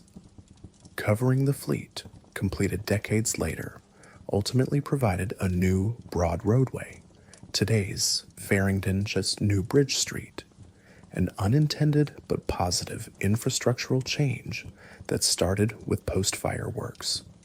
Fire safety innovations. Perhaps the most direct legacy of the Great Fire was in how cities approached fire prevention and firefighting. London's 1667 Fire Prevention Act, as mentioned, systematized fire preparedness in each ward. This is one of the first examples of a city legislating what we would today call a fire code and an organized fire response. Each ward had to maintain equipment, those buckets, ladders, pickaxes, shovels, etc., essentially a standardized toolkit for fighting fires locally. The requirement for parishes and guilds to purchase fire engines, pumps, was crucial. It directly led to the manufacture and improvement of these devices. In 1672, for example, Dutch inventor Jan van der Heyden introduced an improved fire hose and pump design in Amsterdam. By the 1680s, similar designs, possibly by English tinkers or imported, were being used in London. The notion of a fire brigade took root, initially as private insurance brigades, like Barbin's Fire Office Brigade and parish brigades. Over time, coordination improved. Eventually, in 1833, the insurance companies merged their brigades into the London Fire Engine Establishment, and then in 1866, nearly 200 years after the Great Fire, the Metropolitan Fire Brigade was created by the government. So one can draw a straight line from 1666 to the formation of the modern London Fire Brigade. The fire essentially professionalized firefighting in the long run, moving it from ad hoc bucket brigades to organized units. Fire safety was also built into structures post-1666. The Act's requirements for party walls, for no overhanging eaves, and for using incombustible materials all were aimed at compartmentalizing and slowing any future fires. The city also passed ordinances about storage of flammable goods, e.g., limiting the storage of gunpowder or hemp within certain areas. In the 1670s, several large brewers and others who stored pitch or coal in bulk moved their depots outside the densely populated city. People were more conscious of fire risks. Keeping thatched roofs and wooden chimneys was not just illegal, but socially unacceptable. Homeowners installed more rain barrels or cisterns that could double as firefighting water sources if needed. The technology market for firefighting tools blossomed thanks to the fire. Hollis describes how demand spurred invention. This technological progress in pumps, hoses, and eventually things like fire escapes, the first fire escape ladders came in the 18th century, can all trace intellectual lineage to the Great Fire's wake. Broader infrastructure beyond fire, the rebuilding prompted some general infrastructure improvements. The new streets often had raised footpaths, pavements, separated from the roadway by posts, a small quality-of-life upgrade for pedestrians that started appearing more after the fire. There was also impetus to improve street lighting. In 1680s, an oil lamp street lighting system was introduced in London, partly because with the wider, straighter streets, lighting was more feasible and desirable for safety and commerce. This wasn't a direct law from the fire, but the post-fire city's layout made such modernization easier, and psychologically, the fire had instilled an attitude of making the city more civilized and safe, which carried over to other civic improvements. Sanitation and public health got some indirect boosts. We mentioned how people believed the new wider streets helped disperse bad air and potentially ended plague. While that's not entirely accurate epidemiologically, the built changes did reduce overcrowding in the core. The elimination of the worst rabbit warren neighborhoods because they weren't rebuilt or were replaced by fewer, larger houses meant fewer dark, unventilated corners for disease to fester. The idea that urban planning could influence health took hold, e.g., one 18th century writer explicitly cited London's post-fire street widening as a reason plague hadn't returned. This idea influenced the later 18th and 19th century public health movement. Whenever reformers argued for tearing down slums or widening streets, they pointed to the example that after 1666, plague vanished, attributing it to the new built environment, even if the real reasons were more complex. Another infrastructure element was the emerging concept of urban insurance beyond fires. The fire insurance success led to marine insurance, life insurance, etc. The financial infrastructure of risk management grew. The Royal Exchange was rebuilt and became busier than ever, and Lloyd's of London, which started as a coffee house in 1688, would eventually formalize maritime insurance by the early 18th century, arguably spurred by the same mindset of risk mitigation that the Great Fire underscored. The Great Fire's lessons weren't lost on other cities either. Building codes and fire regulations soon spread to other towns in Britain. For instance, the city of Edinburgh in 1670s passed laws requiring taller stone firewalls and banning wooden building fronts, clearly influenced by London's experience.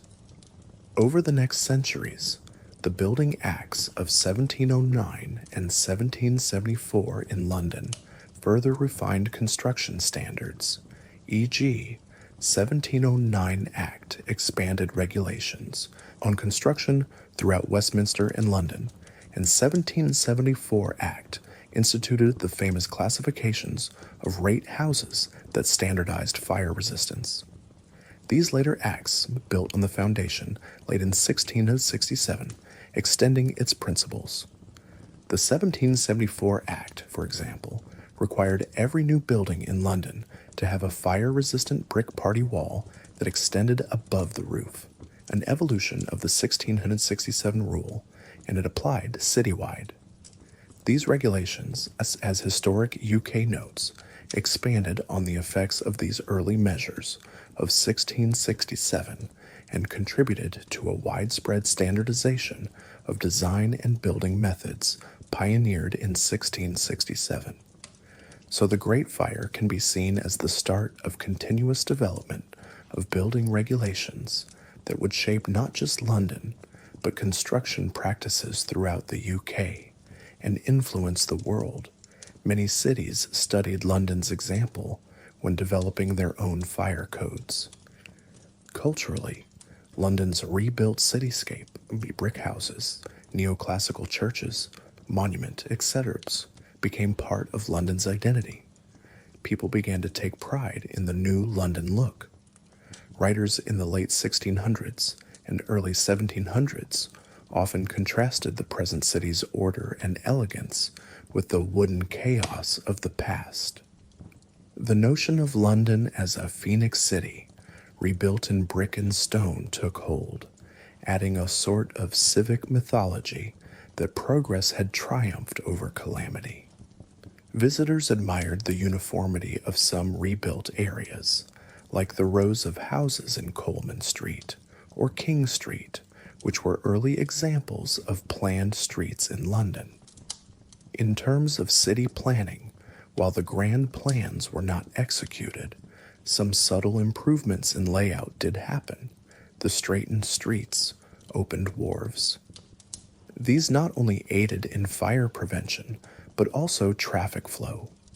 King Street, Queen Street, for instance, improved north-south movement in the city. The long-term legacy was that London, though largely keeping its medieval plan, had a more modern infrastructure woven through it after the fire. It's a city that chose evolution over revolution in plan, but it did evolve. When in the 19th century full modern sewers and railways came, they were building upon a city that already had tasted the benefits of improved infrastructure post-1666. In conclusion, the Great Fire's aftermath saw London transformed in its architecture from timber Gothic to brick Baroque, in its approach to fire safety, from reactive bucket lines to proactive codes and equipment, and in its urban infrastructure, wider streets, formalized quays, better water supply, nascent lighting and sanitation. These changes not only reduced the risk of another such conflagration. Indeed, London never again experienced a fire of that scale, but also improved the livability and functionality of the city. London emerged not just rebuilt, but reformed. Other cities took note. The fire became a case study in both the devastation urban fires can cause and the innovations that can prevent them. London's pain thus yielded progress, making the city in many ways the birthplace of modern building regulation and urban fire prevention. The flames of 1666 forged a safer, more robust London that would endure and thrive in the centuries to come. Social impact, displacement, labor, and inequality. Amidst the bricks and bills of rebuilding, it's important not to lose sight of the human dimension of the Great Fire's aftermath. The disaster profoundly affected the lives of tens of thousands of ordinary Londoners, where they lived, how they earned a living, and their place in the social fabric of the city. The fire was, in essence, a massive social upheaval. It displaced people on a vast scale, reshaped the labor market, and had complex effects on social equality and community. Displacement and migration. The immediate social impact was the displacement of perhaps 100,000 people from their homes.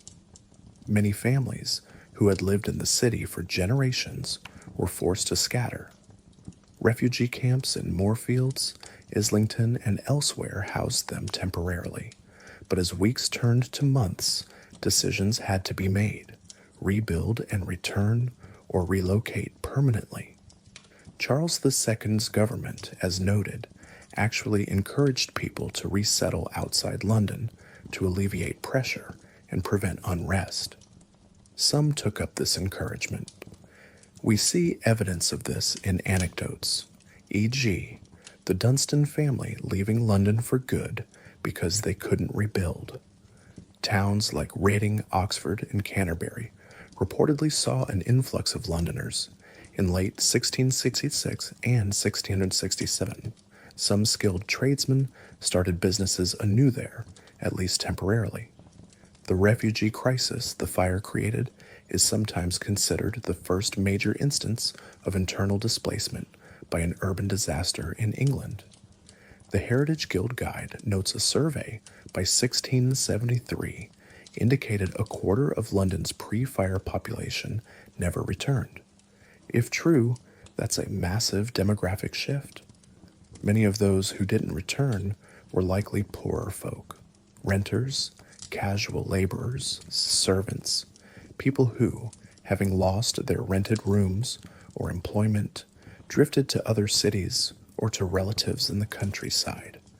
For those who did return or stay, their living situations were often drastically altered. In the aftermath, social mixing occurred in the refugee camps, wealthy and poor sleeping side by side in tents, as Evelyn noted, all reduced to the same level of need. This was a temporary leveling, and once rebuilding happened, stratification resumed, but it left an impression. The shock of former gentlemen and delicate ladies reduced to poverty was a frequent theme in sermons and pamphlets, a reminder of the fragility of social status before sudden catastrophe. Labor and employment. While the fire destroyed many jobs initially, all those shop assistants, craftsmen, porters, suddenly without workplaces, the rebuilding quickly created a construction jobs boom. Thousands of craftsmen and laborers found employment in the rebuilding effort, which likely absorbed not just London's workforce, but drew in workers from the provinces.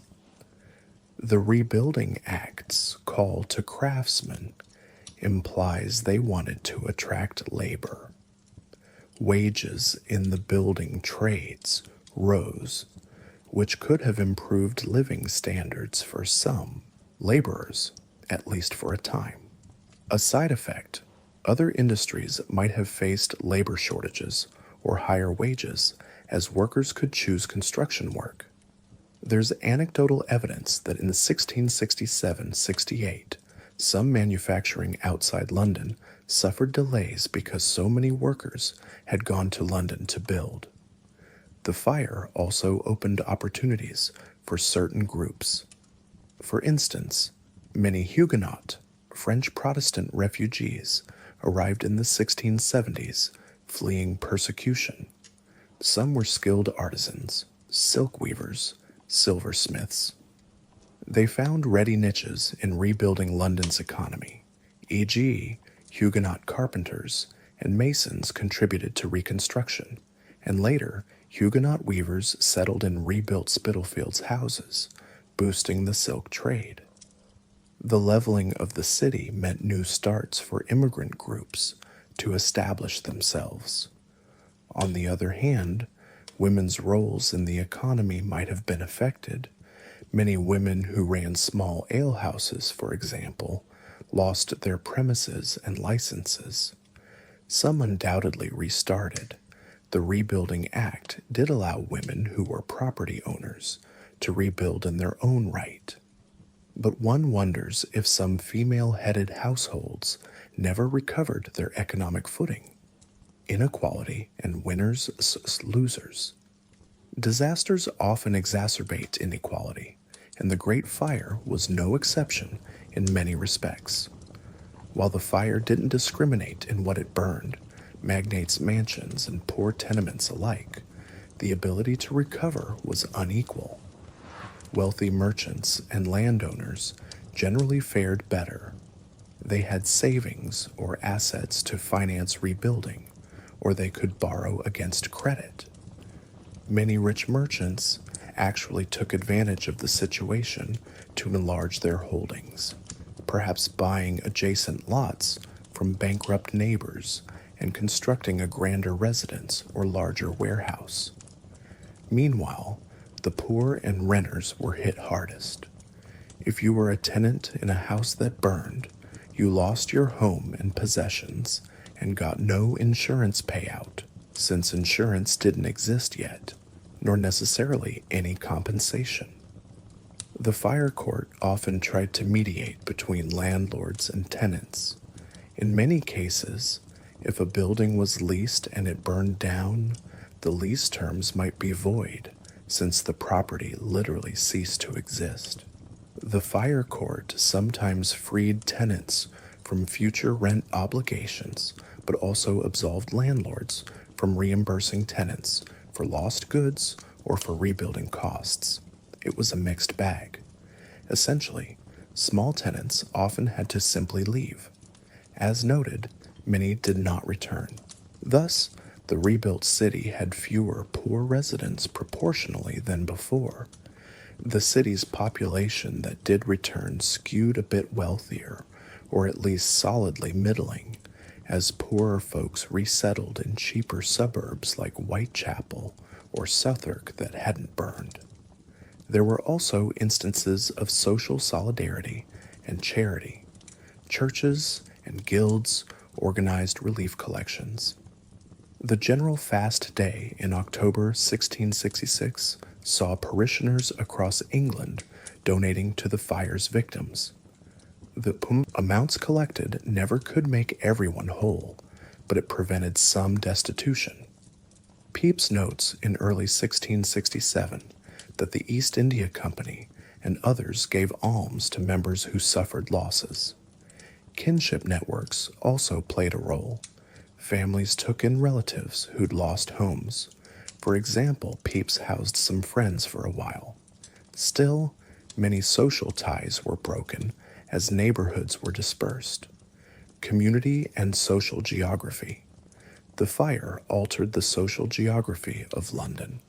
Entire parishes were wiped out and rebuilt with different populations. For instance, the parish of St. Christopher, near the Exchange, was merged with St. Margaret's. The new combined parish's character might differ from the old.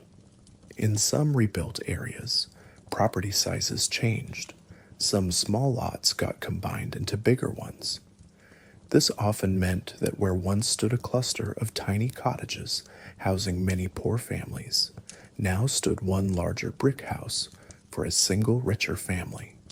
That obviously reduced the density of poor in the city and perhaps pushed lower income people to city fringes. Some contemporary observers noted that post-fire London seemed more orderly, but also maybe a bit less lively in certain ways.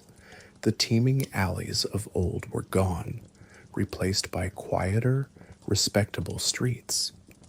There's an account that the city's ancient alleyways survived the flames, meaning not all the Warren was cleared, but in reality many of the worst slums were within those walls, and they did burn. One interesting social impact was on cultural and civic identity. Londoners, having gone through the fire, shared a sort of collective trauma and collective pride in rebuilding. This cut across class lines to an extent. The rhetoric of the time often spoke of London's phoenix-like rise, and citizens of all ranks could take pride in that narrative. The fire became a common reference point in people's lives.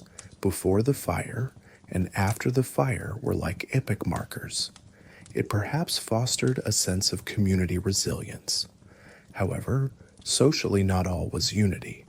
There were tensions too. We discussed the xenophobic violence during the fire. Even after, there remained suspicion of Catholics and foreigners.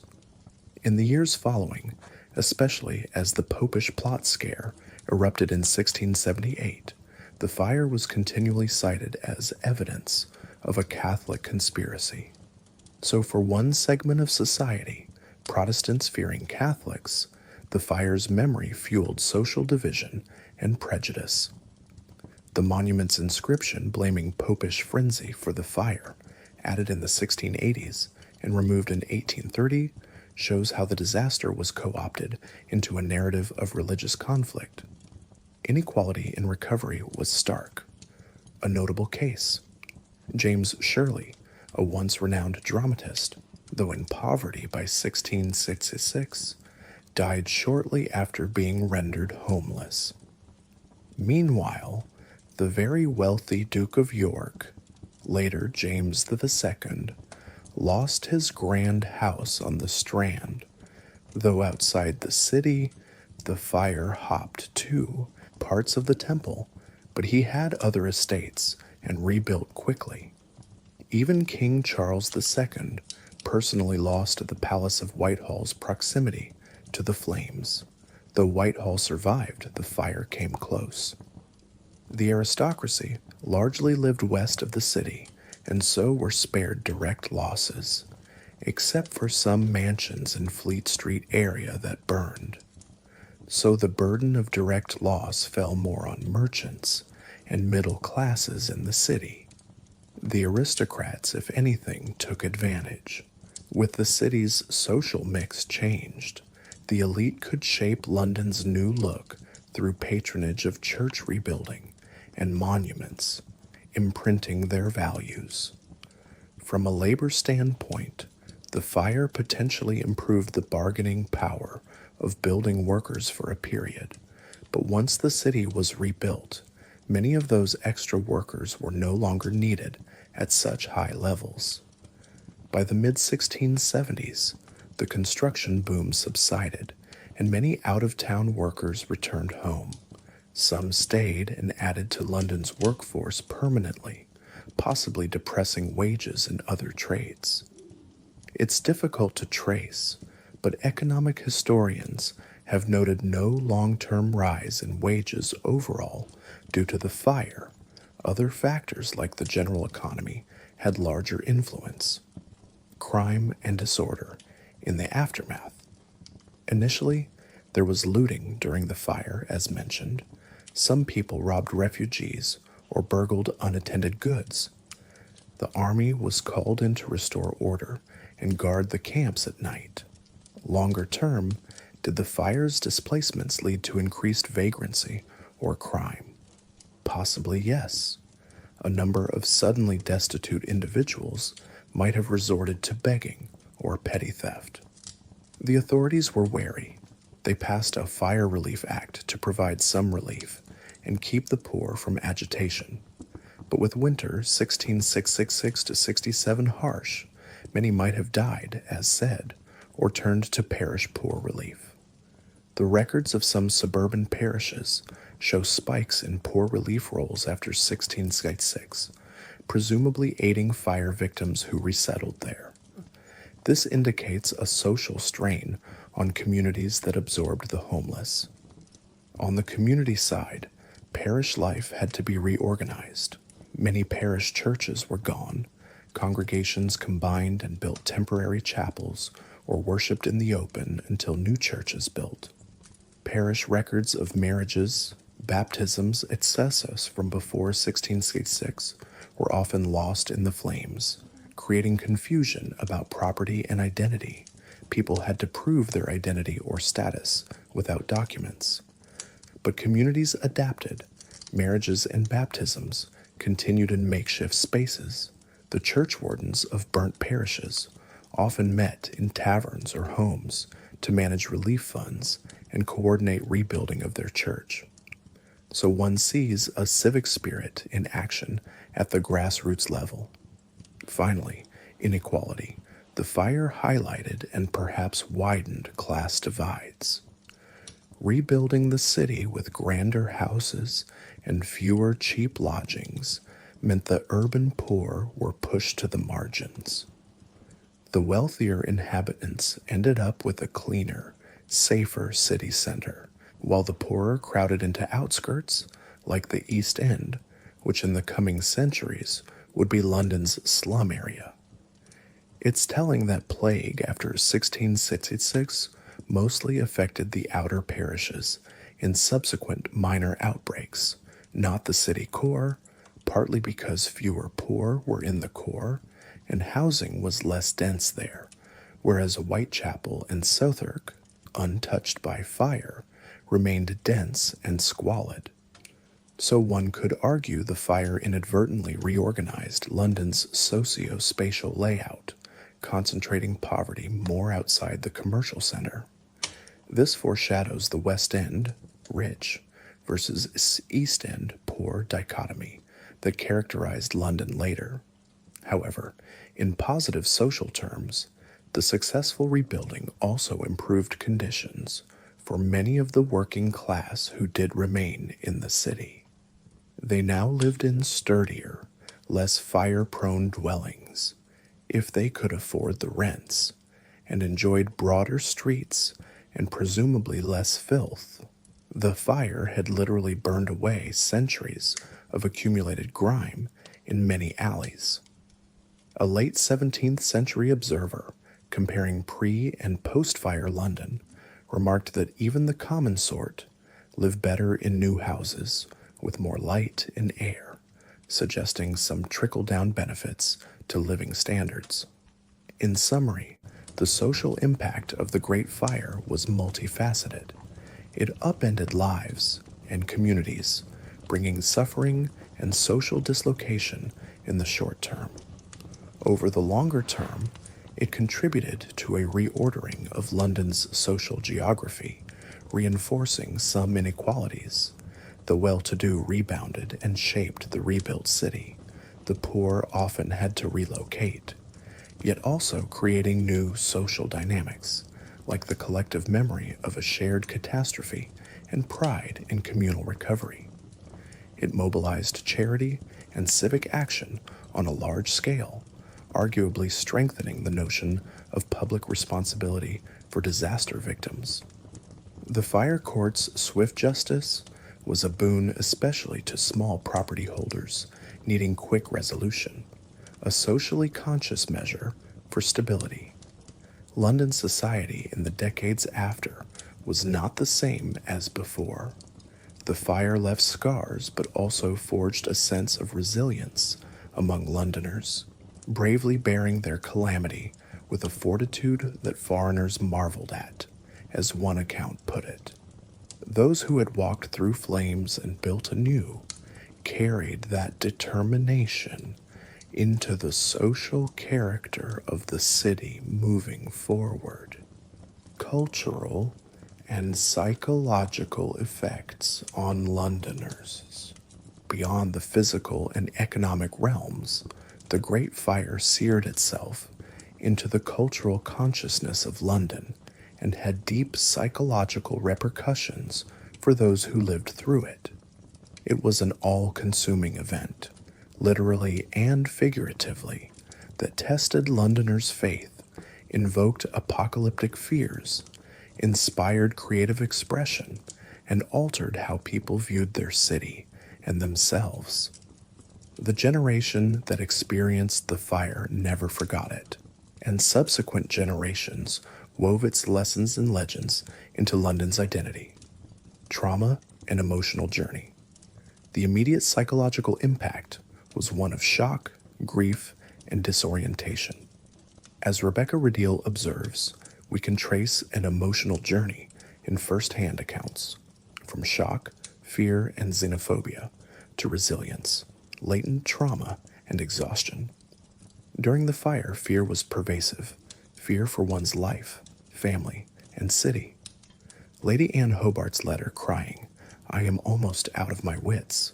I fear I shall lose all I have," conveys the panic. People described themselves as distracted, hardly able to think straight amidst the chaos. This acute stress likely had lasting effects. We hear of nightmares and restlessness after the fire.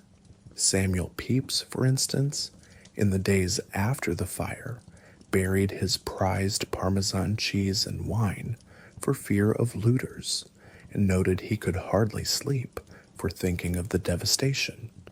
He would wake up thinking he smelled smoke, a classic symptom of trauma memory. In the fire's immediate wake, many Londoners were deeply depressed at the sight of the ruins. Evelyn wrote, "I went again to the ruins, for it was now no longer a city, a somber pilgrimage to what had been home." Lady Elms, quoted later, said she was sure so dismal a spectacle was never seen, and that it strikes an awe and terror in our hearts to behold it. There was a general sense of mourning. People spoke of London in terms usually reserved for a loved one's death. Evelyn's famous "London was, but is no more" was essentially a lament. Religious interpretation. Culturally, the fire immediately took on religious significance. Many Londoners, steeped in a worldview where events were signs from God, interpreted the fire as divine judgment or warning. The fact that it came right after the plague of 1665 and during a war felt biblical, like a sequence of plagues on a sinful city. Fast days were proclaimed to repent. Preachers compared London to Old Testament cities consumed by fire, Sodom and Gomorrah, or to the prophesied destruction of Babylon. One clergyman declared the fire, the dreadful judgment which God hath brought upon this city, to humble us for our sins. Sermons like the one Evelyn heard on Seeing Then That All These Things Shall Be Dissolved linked the event to the end of the world, urging spiritual reform. This infused the culture with a moral narrative. London, as a latter-day Gomorrah spared from total destruction by God's mercy and given a chance to rebuild both its walls and its morals. The psychological effect on many was genuine guilt and resolve to live more piously. Pepys, who was not especially devout, even noted he felt the need to examine his conscience.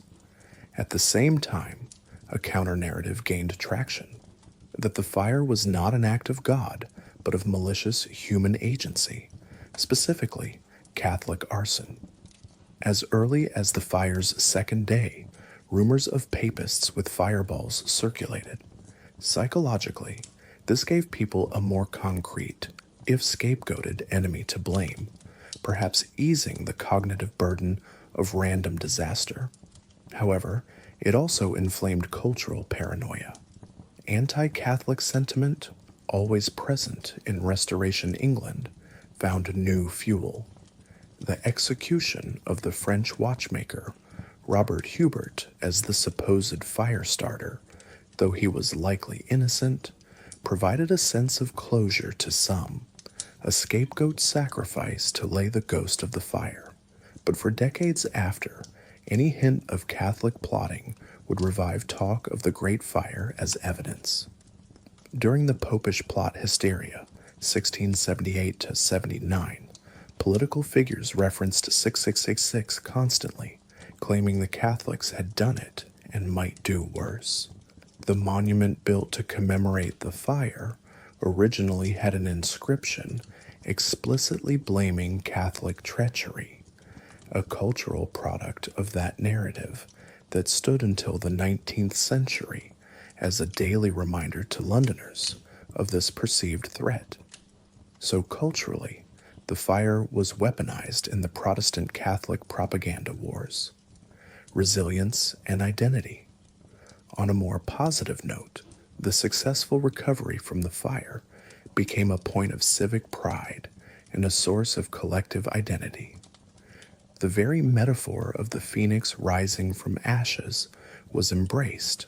Leo Hollis titled his book, The Phoenix About the Fire, and that imagery dates back to immediately after the fire.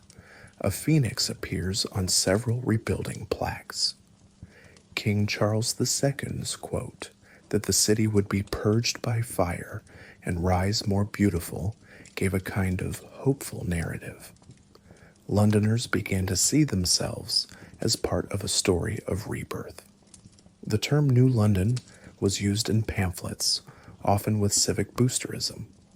Writers extolled how London's martial spirit and industriousness overcame adversity.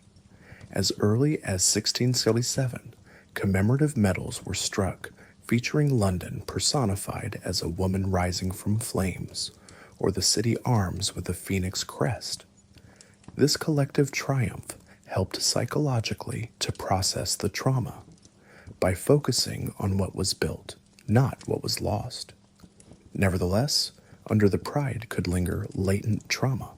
People who had seen the sky on fire or lost their home likely carried anxiety for years.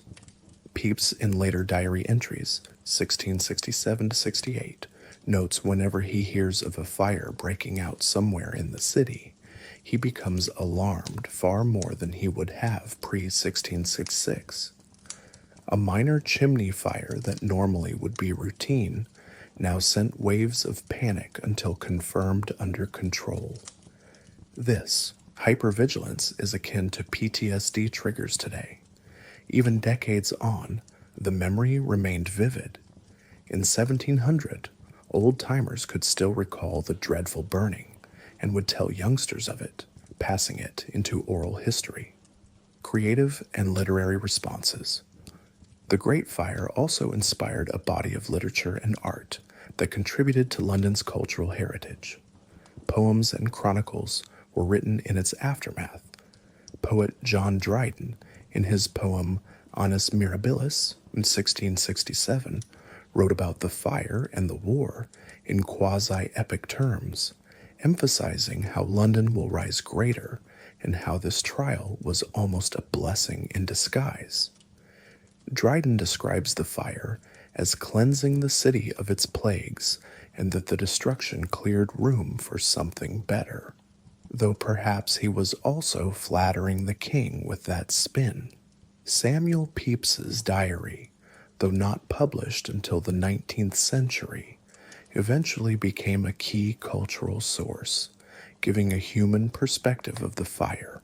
His famous anecdotes of burying his cheese in wine, seeing pigeons falling from the sky, etc., have become part of popular lore. John Evelyn's diary likewise provides rich, descriptive passages that have been quoted endlessly. For instance, the passage likening the noise of the fire to the hideous crackling of a storm and calling the ruins the picture of Troy. These literary eyewitness accounts themselves became part of English literature and historical consciousness, ensuring that future generations experienced the fire vicariously. In visual art, surprisingly few paintings exist from immediately after. The one by an unknown artist around 1675, often reproduced, shows the fire from a boat on the Thames.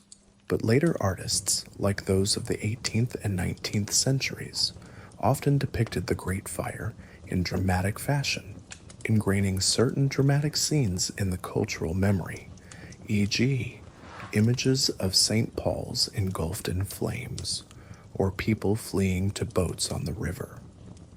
The monument, as a piece of public art architecture, itself shaped cultural memory. Climbing its spiral staircase became an attraction, and the inscription at its base told the narrative, skewed as it was with blame. The monument also had Latin verses praising the rebuilding. Children learned these lines on school visits, thus transmitting the story. Culturally, the fire also marked the end of an old London and the beginning of a new era. Londoners in 1700 would sometimes refer nostalgically or ruefully to things lost before the fire, e.g., certain old monuments, or the old St. Paul's with its medieval monuments. The destruction of old St. Paul's was culturally huge. It was where generations had worshipped and where monuments to historical figures stood. There was a sense of a break with the past. Some saw it as wiping out lingering reminders of the old England before the Civil War. Indeed, many medieval remnants and plague-contaminated slums were gone. Others mourned the loss of heritage. The new architecture was beautiful to some, but perhaps cold or strange to others. For example, Wren's new churches were not initially universally beloved. Some older folk missed their Gothic parish churches. Over time, though, Londoners grew proud of Wren's masterpieces as symbols of their city's renewal. Psychologically, the fire instilled a more sober outlook in some quarters. The diaries mention how entertainments and frivolities paused. Theaters closed for a while after the fire, partly because many people had left and the court was in mourning for the calamity. When plays resumed, some playwrights referenced the fire in their work as a moral lesson about vanity of life. James Shirley, the playwright who died in Moorfields, had ironically written a poem London's resurrection after the 1640 Fire of London, a smaller fire on London Bridge, and now he perished in this one, that too became part of a cautionary cultural tale. In day-to-day culture, anniversaries of the fire were sometimes marked. For years, people remembered 2nd of September in sermons or personal reflection. Even decades later, in 1703, one cleric wrote on the anniversary, urging people not to forget God's mercy in the fire's end. Eventually, of course, the living memory faded, but not before being recorded in enough mediums to ensure the Great Fire would remain one of the defining events of London's story. In summary, culturally and psychologically, the Great Fire scarred and shaped the psyche of Londoners. It terrified and humbled them, but also galvanized a sense of communal strength and divine providence. It became a moral touchstone in sermons, a source of imagery in literature, and a foundational chapter in the legend of London, the city that could endure hellfire and emerge renewed. As one mid-18th century commentator reflected, "The fire of London, though calamitous, hath made way for that elegance and magnificence with which the city hath since been built," capturing how culturally they spun catastrophe into a narrative of progress. The people of 1666 bore the brunt of trauma, but in their rebuilding and remembrance, they forged a cultural legacy of both caution and resilience that would inform how Londoners saw themselves for generations to come. Long-term legacy of the fire on London's identity and development. The Great Fire of 1666 is more than a historical event. It became a defining milestone in the story of London, with a legacy that has echoed through the city's development and identity to this day. In the immediate decades after the blaze, one could already discern how it had altered the trajectory of London's growth. And in the centuries since, the fire has remained a reference point, a symbol, and a lesson in urban lore, urban form, and modernization. Physically, the fire forever changed the look and layout of central London. The medieval city of narrow, winding lanes and timber houses was gone, replaced by a more open, orderly city of brick and stone. While the street plan was largely preserved, the subtle realignments and standardizations introduced after 1666 paved the way for future urban improvements. For instance, the importance of street width and fire breaks established then informed later city planning. When 19th century planners built new roads or rail lines, they were grateful, in some cases, for the less chaotic pattern in the core that the fire had left behind. Notably, Victorian engineers constructing the Victoria Embankment, 1860s, along the Thames referenced Wren's unrealized terrace idea, effectively fulfilling part of that vision. The fire's legacy is thus partially visible in the rational elements of London's urban design that emerged thereafter. The 1667 building regulations are the ancestors of modern building codes. They set London on a path to ever more rigorous standards. The 1709 Building Act expanded the fire-resistant construction rules across Westminster and Southwark, ensuring the lessons of 1666 were applied beyond the city. The 1774 Building Act introduced the 4 rates of buildings to regulate wall thickness and materials in great detail, a direct evolution of the categories from 1667. These codes made London's buildings progressively safer from fire.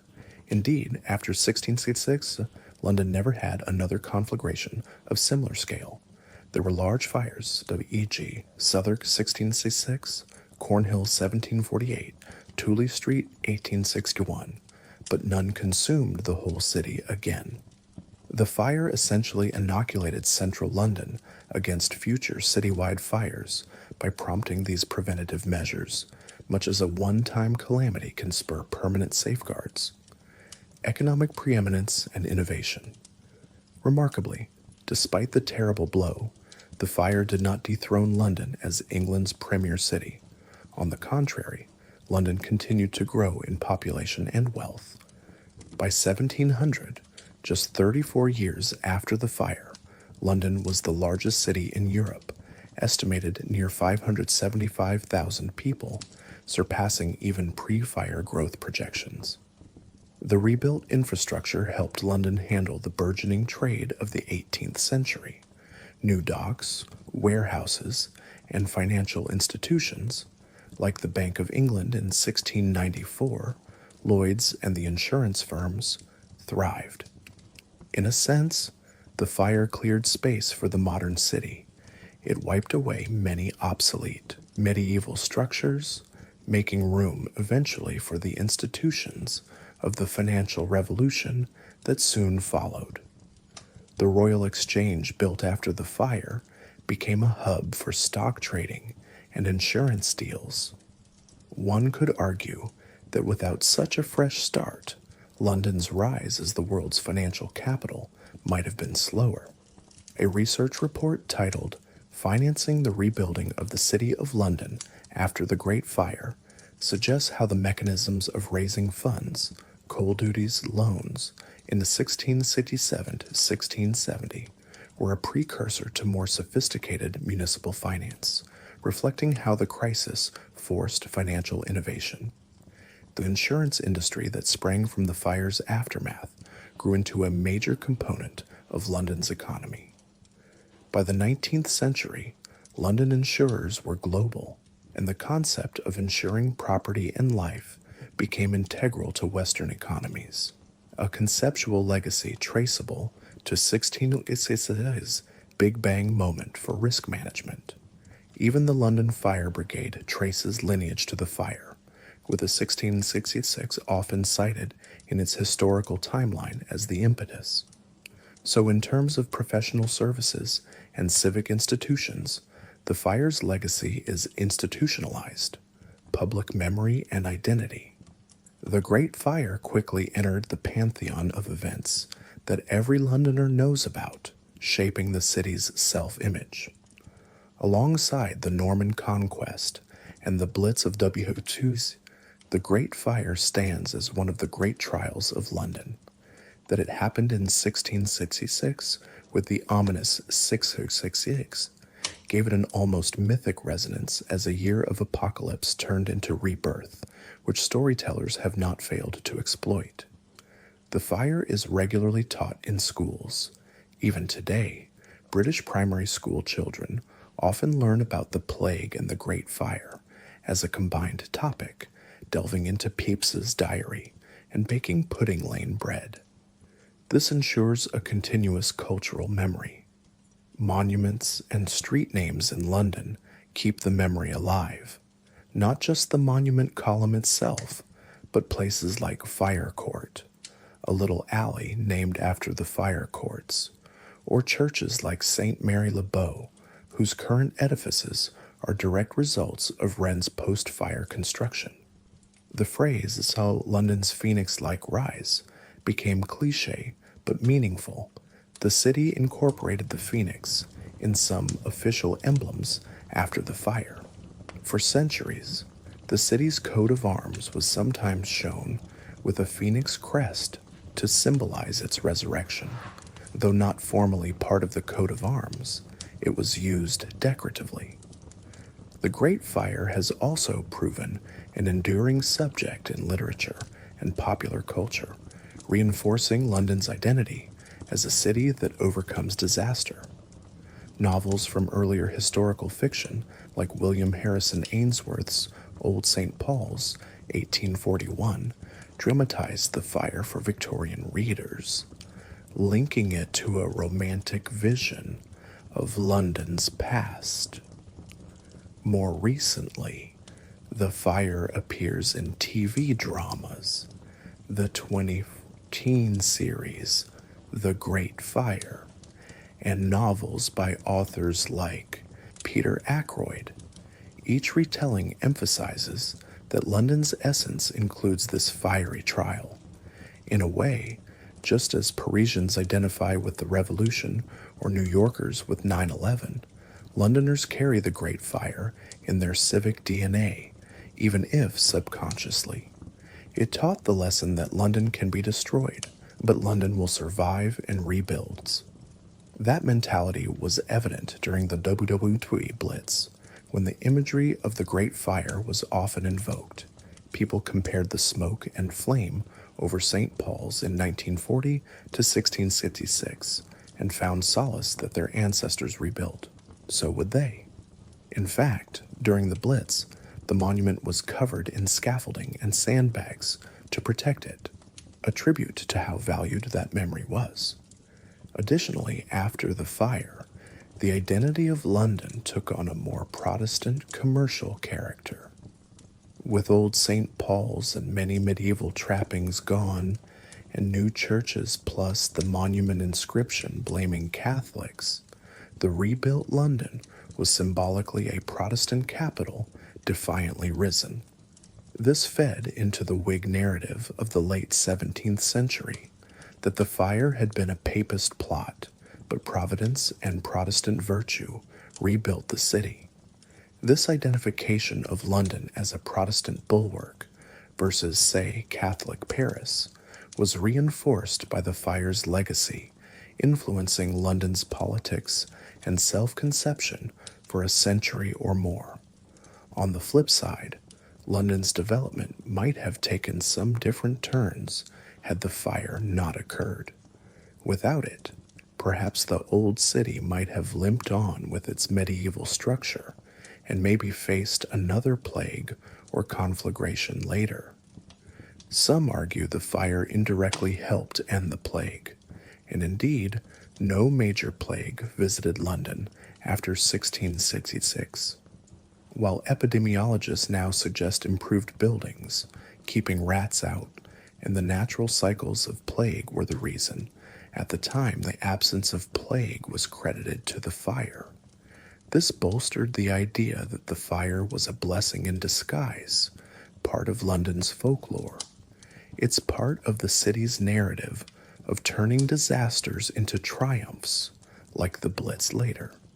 In urban development terms, one long-term legacy was what didn't change, the persistence of the old street layout.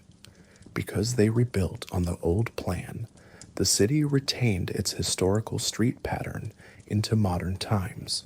One can still walk the lanes that existed pre-1666.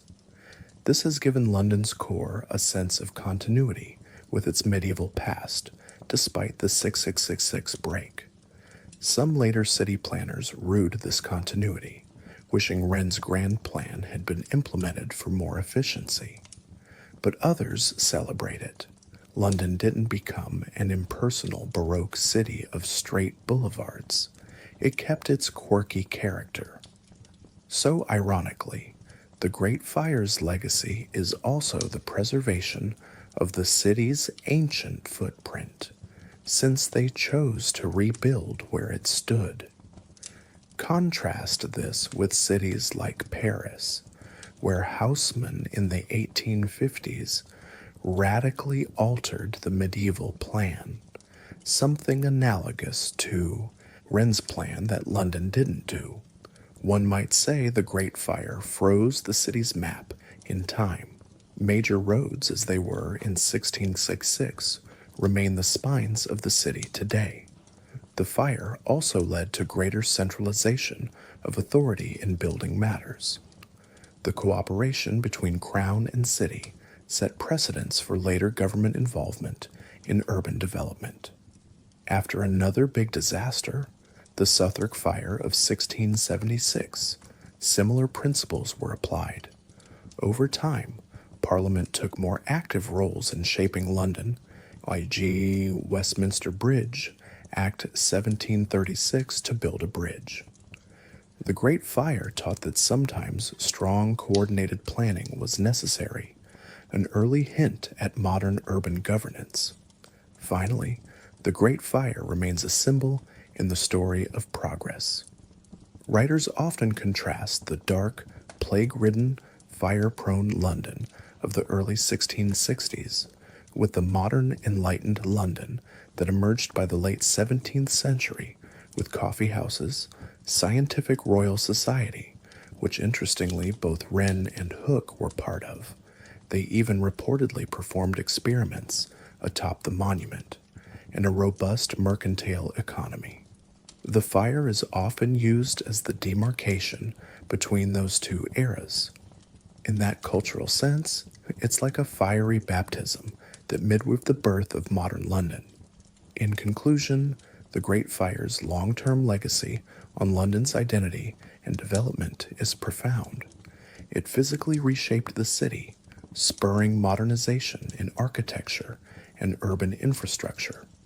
It catalyzed key industries and practices, insurance, urban planning, building regulation, that would become hallmarks of London's global prominence. And it embedded a narrative of resilience into London's identity, the notion that no matter what catastrophe strikes, London will endure and reinvent itself. To this day, the skyline of London, with St. Paul's Dome rising in serene grandeur and the narrow streets below bustling with commerce, is a living testament to 1666. The city quite literally built itself anew from the ashes, and in doing so forged not just new buildings, but a new chapter of its soul. As the monument's Latin inscription, minus the anti-Catholic part, proclaims, London rose again with greater dignity, a legacy every Londoner inherits, knowingly or not, in the great tale of their city.